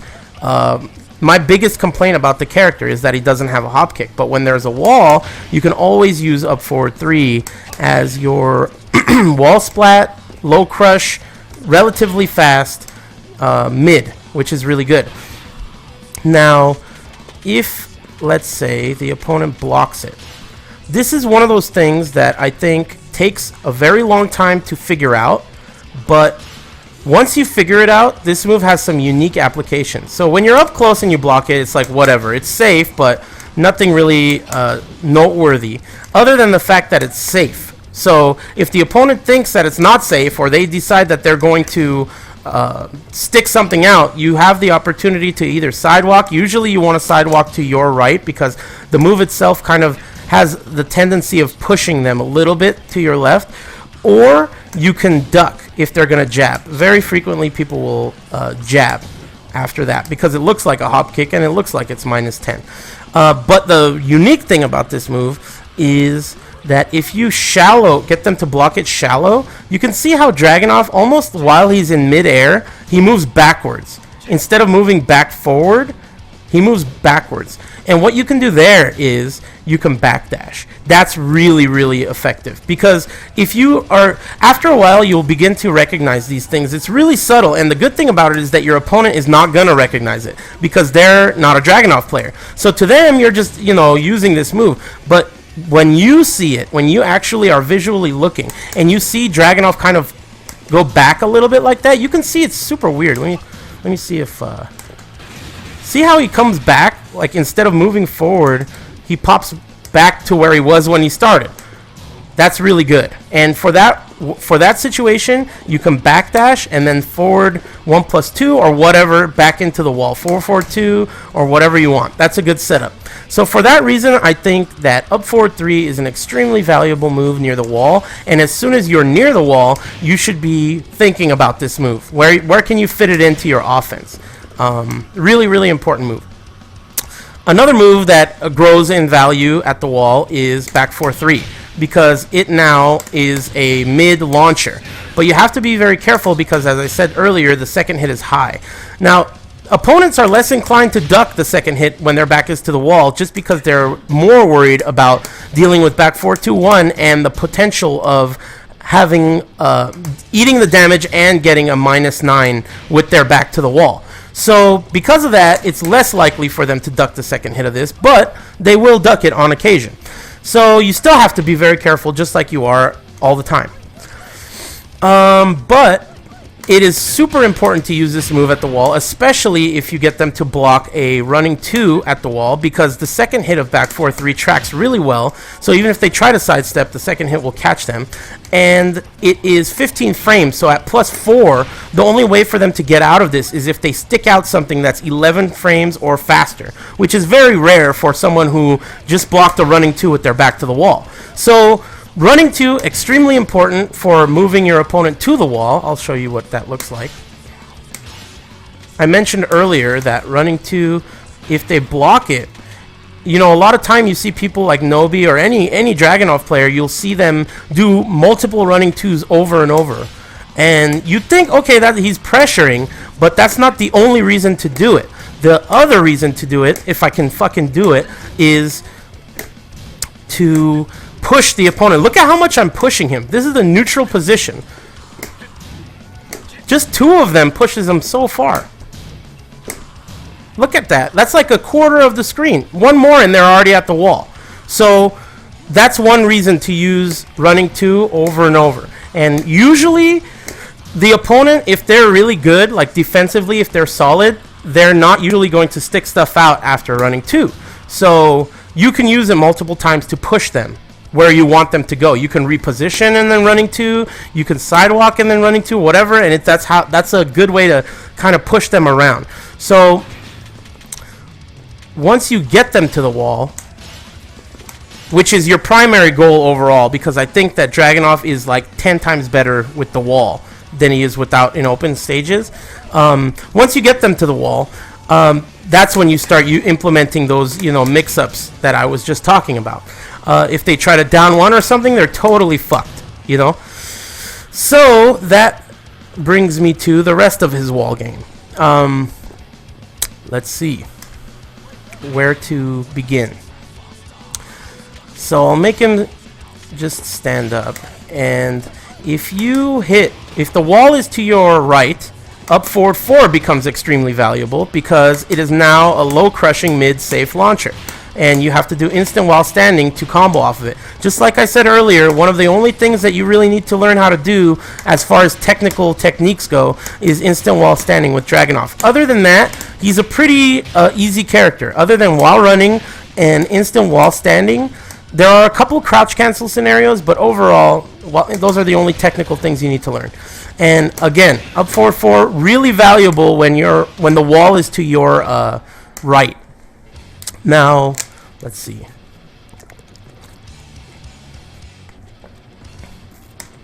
He also has back 3+4, which works in the same way, but if the wall is to your left.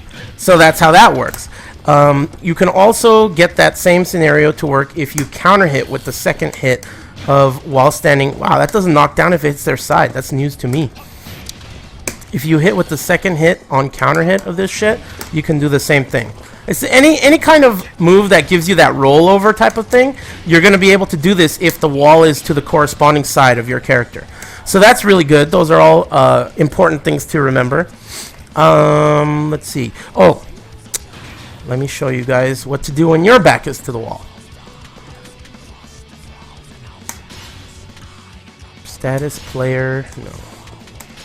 Reverse on right. Okay, so if your back is to the wall and you throw them with a 2 throw, the wake-ups change for the 2 throw. Let me show you what it looks like in the open.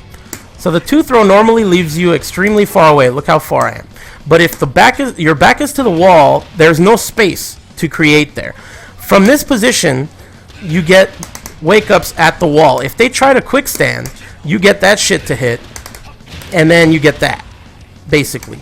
If they try to stay on the ground, you get a stomp, and let me have him stay on the ground so you can see what it looks like.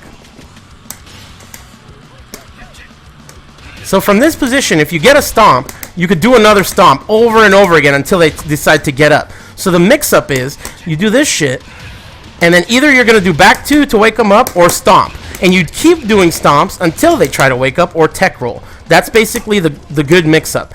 It's a 50-50 between back 2 and a stomp, because they can't side roll out of the stomp from this position. And if the stomp hits, you're right back into that same 50-50 if they did not tech roll, which is really, really good. So you're just stepping on them all day. Just there's pieces of shit all over the fucking floor. Another thing that I want to show, I don't know if I can show it. I'll show it in a second. But before I move on from his 2 throw, which is, I think, extremely important for the wall, I think you can set it for them to throw break, right? Advanced options, throw escape on. Why the fuck is that not a toggle? So if they break the 2 throw, they are still going to position switch. So you're still going to get away from the wall. But at this point, you're left at 0. So you're left at even frames with your opponent. In this position, if they try to sidewalk, you have your homing move. And, otherwise, you just basically turn positions. You're at 0 frames, so you have a lot of options. You can even do, something else, down back 3 or whatever. So his 2 throw is really good for that. His 1 throw can get you away from the wall, but it won't, it won't switch positions completely. And the vector throws, or Victor throws, or whatever, they have an old style generic break. So that's not really going to help you much at all. I forgot to mention when I talked about these throws, but these throws have variable throw break data. Any throw in the game that breaks like this, it has the old style throw break. I actually didn't know this until I tested it with Bob's 1+2 grab, but if you break this throw early, you get more frames than if you break it late. If you break it late, Dragunov gets +1, I think. If you break it early, it's like a little different. So it's interesting to remember that you're not in that bad a shape when these throws get broken. So that's kind of important. Let's see. Oh yeah, I remember what I wanted to show you. So I'm going to do a quick rise, and I'm going to turn this reverse shit off. So from this position, back 1+2 is more useful than out in the open because of the move's shitty range. But up against the wall, they have nowhere to backdash. So this is a really exceptionally good move near the wall. If it hits, you get a 100% guaranteed stomp. If the stomp hits, which it will on hit, you have the opportunity to quick rise them with a down 1. That will wall splat. So if the stomp hits, you do down 1, and then you get a full combo. If the stomp hits and they tech roll, and you do the down 1, you're still good to go. It's safe. So it's basically a safe mix-up option. Now, here's the beauty. Remember earlier I was talking about if you do a stomp but they tech roll, you still get a down 3, and it tracks tech roll both ways. So let's say you do that same thing, but you do another stomp afterwards. So if they tech roll to either side, they have to deal with down 3. So you stomp, down 3. Let me show you the other way. Back 1+2, stomp, and I'm trying to stomp again. But since he's getting up, the game doesn't allow me to stomp because he's off the ground. So the stomp, you no longer have access to it. But because it's the same command, down 3 is coming out, which forces them to tech roll and duck near the wall, which is not what people want to do. So that's a great option. If you time it right, it's always going to be blocked by the opponent, or at least blocked. And that means that if they don't tech roll, you get multiple stomps, which is fantastic. That's what you want, because after each one of these, if they don't tech roll, the down 1 setup will work over and over again. So it's one of those situations where you just have to be prepared. You have to know about this stuff. There is also the potential possibility of the opponent standing up and getting hit by the stomp. So I'll turn this guard all shit off. Sometimes people will quick rise off of this. The good thing about that is, even though they quick rise, you still get a stomp. So, and the stomp is a low. Basically, it's a low that's minus 11 on block and does fucking 32 points damage. So that's super good. It's 0 on hit and minus 11 on block. So that's really good. You're 0 at the wall and you just did a ton of damage to them. So this is the great mix-up off of this back 1+2 hammer shit. Again, you just saw how that did that. That sometimes these moves, like Dragunov is weird like that. Sometimes back 1+2 and tackle and 3-1-2 and some other moves that he has, if the opponent ends up going through him for some reason, like if they're on the ground or they do a move like Feng's crouch dash 1 or whatever, if that happens, sometimes these moves will just literally whip around 360 and just track. So it's kind of weird, but it happens on occasion. Don't get too surprised. Earlier in the video, you may have noticed I did something like this shit. I don't remember what I did exactly, but I did a tackle, and what happened was the opponent went on the other side of my character, but you saw Dragunov turn around and do the tackle backwards. That kind of shit happens with this character. It's just, you know, it's just the way it is. So just be prepared for that. One thing I want to show, let me see if I could show this. It's nice that they gave us all these options in practice mode. I like the practice mode in this game a lot, but it's definitely not perfect. It's fucking a million times better than T6 though. Anyway, so from this range, you're not quite near the wall yet. Back 4-3 will float them to the wall. So you don't necessarily have to be all the way up against the wall for back 4-3 to be a dangerous wall splat move. You can do it from relatively far away and still be able to get a 4-4-2. Another thing, like I mentioned earlier, 4-4-2, you should always let it rip. And if you see that they did not touch the wall, you have enough time to cancel it. So let's say I do it here, and oh, it hit the wall, but they were sideways. I don't want to do that, or whatever. You know, you have time to, if it's obviously not going to touch the wall, to cancel that and continue your offense. So you don't have to deal with a whiffed forward 4-2 as they tech roll and get up. So that's pretty good. What else am I forgetting near the wall? I feel like this guy has like a fantastic wall game, but I'm just not remembering any of it. Oh, other moves that gain value at the wall are down back 3. Down back 3, because the opponent is so afraid of all these different things that are going to, you know, all these different mids that are going to be very hard for them to deal with at the wall, running 2 or whatever.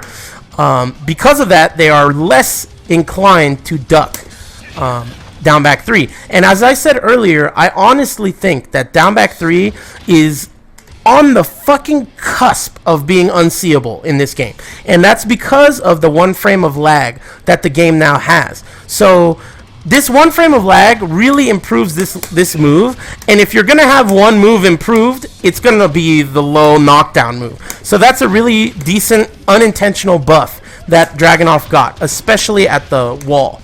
So that's really effective too. What else am I forgetting for wall shit? I don't know. I guess that's about it. I'll show you guys some wall combos that I know. So, for wall combos with Dragunov, let's say Dragunov, you're trying to do wall combos as his filler. The only 2 wall combo fillers that he has that I know of are 4-4, which allows you to do 2 more hits depending on the character.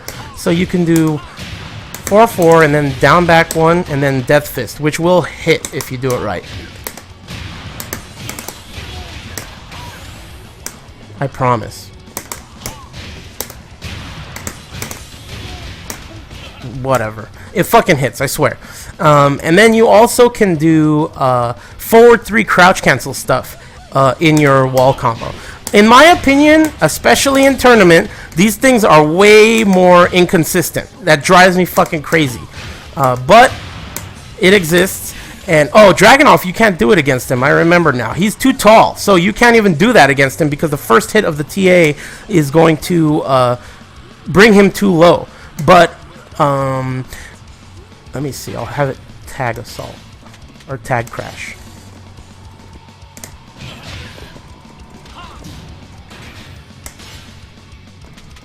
Oh, yeah, I'll show you guys his tag crash bait. That's what, I forgot. Okay, so the combo... Whoops.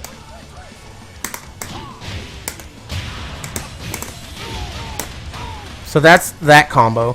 And then for the crouch cancel stuff,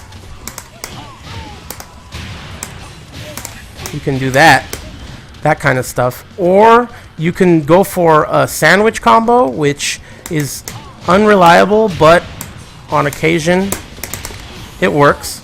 That on occasion will re-wall splat them for you to finish the combo. But for TA fillers, basically you're gonna either want to do 4-4, which looks like that, or you're gonna want to do, you can do forward 3 stuff, but I find that it's not consistent. I've dropped a lot of combos in tournament, especially when they're gonna kill, and if they're gonna kill and this combo drops, I am just so fucking pissed. And it happens all the time. So my new combos that I do with Dragunov, my new filler is back 2-1-3. It's not impressive, but it's the most consistent. And if I want to do, tag crash stuff afterwards with Wang at least, you can. And it's really the most consistent. So that's what I do unless I'm going to do 4-4. Another thing you could do, since 4-4 as a... Let's see. Since 4-4 as a tag assault filler is, it recovers so quickly. Notice how quickly Wang gets control. You get control of Wang really early in this combo. So when that happens, it allows you to do other stuff. Like in this case, you can do while standing 2-2-2, the third hit hitting low. You can also do, if you do a 2-hit down, that will still work. So you're going to get that. And then the second hit's going to hit low, but it's still a combo, and you get wake-ups. So depending on what character you pair Dragunov with, the tag assault combo may be different. As far as enders go and his wall combos, this is basically the thing that Jimmy J taught me in this game that was like really important.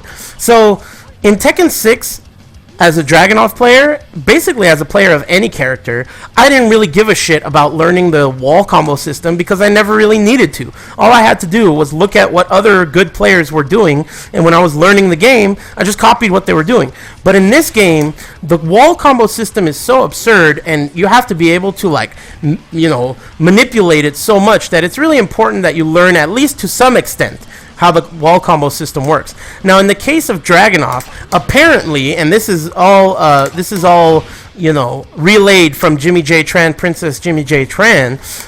What you're gonna want to do is you're gonna want to do a 1-hit bind into a 3-hit string where the third hit is going to hit low on the wall for you to be able to end with back 2 while standing 1+2. That's basically the goal. So you wall splat, and then you find a string with your character. I fucked it up, but you have to delay it so that the third hit hits low, like that.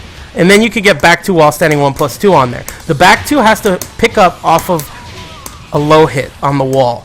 The good thing about this is that it gives you, see, like, it's a little bit easier to do 3-1-2 in this case, like that.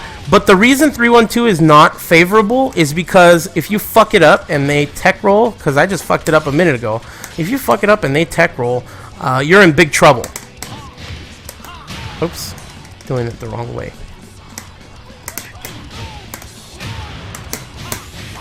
So let's say I do that, they're gonna get free hits on you right there if you fuck it up. So, you know, it's not really favorable, because back 2, if you do back 2 and you fuck it up, at least you could see that you fucked it up, and then you won't do the while standing 1+2 because you fucked it up and you won't whiff it. So there's no whiffing there. That's what's important. You have to have contingency plans. You can't always hit every combo every time. So you have to be ready for when your combos fuck up to do the right thing afterwards. And for that reason, I think back 2 while standing 1+2 is more important. More, even though it's less consistent, it's more important just in case you fuck it up for a contingency plan.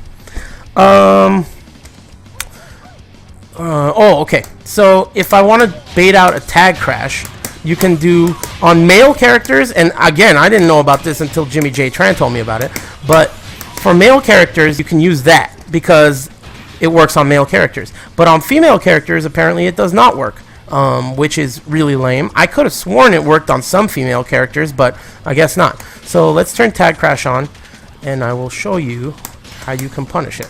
So let's say you TA, and you know that this guy's going to Tag Crash. You could do back 4-2 and then sidewalk.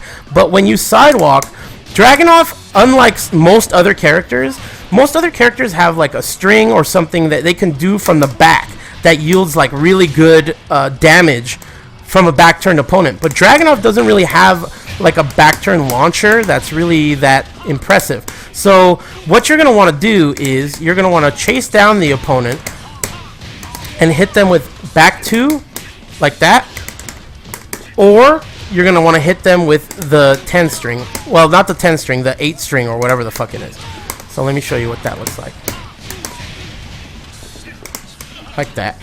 You can do it right so it says punish. I'm just not doing it correctly.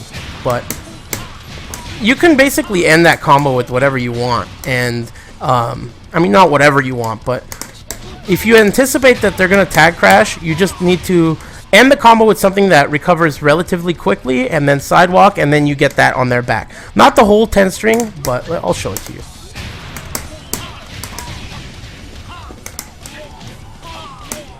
So that's the highest damage thing that Dragunov can do on their back without using a TA. But, you know, it's not that impressive because, you know, it's 90 damage, which is pretty good. But the thing you should remember about it is that if you have rage and you're trying to make a rage comeback, look at how much damage that shit does on rage. Because every hit of it is standing. You're not knocking them down, so it's not scaling at all. So look at how much damage this shit does. That's all guaranteed. 112 points guaranteed damage. That's a lot of damage. The whole thing is guaranteed because, you know, they can't do shit about it. So it's really good. So those are basically his tag crash punishes. For solo stuff,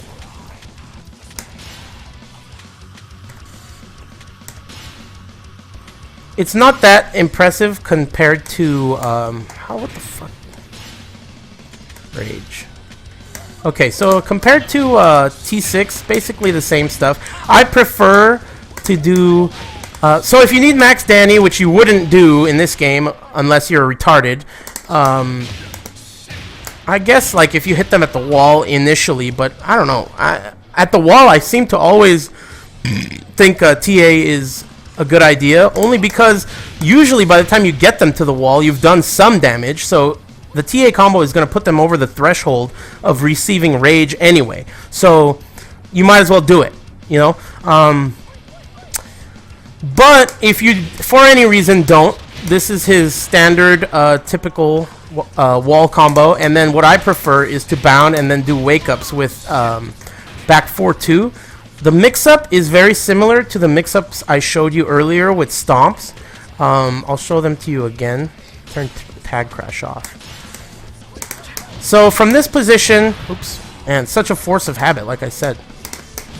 So from this position, if you do the spike, you can do a stomp, and it works exactly like I mentioned before. If they try to stand up, the stomp still comes out, so they have to stand up and duck to block the stomp. When they start standing up to duck and block the stomp, you get to hit them with an up forward 3. That's like super standard shit. It's been a long time. I've been doing this forever.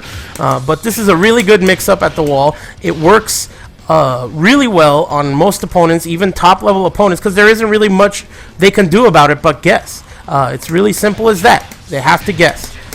If they stay on the ground, because you're at the wall, 9 times out of 10, the stomp will still hit even if they side roll. Most of the time, the wall is, you're not at a perfect wall angle like this. You're usually at a slight angle, you know, and from any slight angle, they usually can't side roll the stomp. But on occasion, it will happen. You know, it's pretty safe either way. You're not going to get punished. In fact, if they do side roll the stomp, you can actually continue your wake-ups because they're still side rolling. The stomp comes out pretty early. What else? So, I mean, I'm pretty sure that's about it. I think I covered just about everything as far as wall goes. I hope I'm not forgetting anything. If I am, I'll ask the chat and I'll come back and do one more segment. But otherwise, I hope you guys learned something. And I guess I'll catch you guys later. See ya.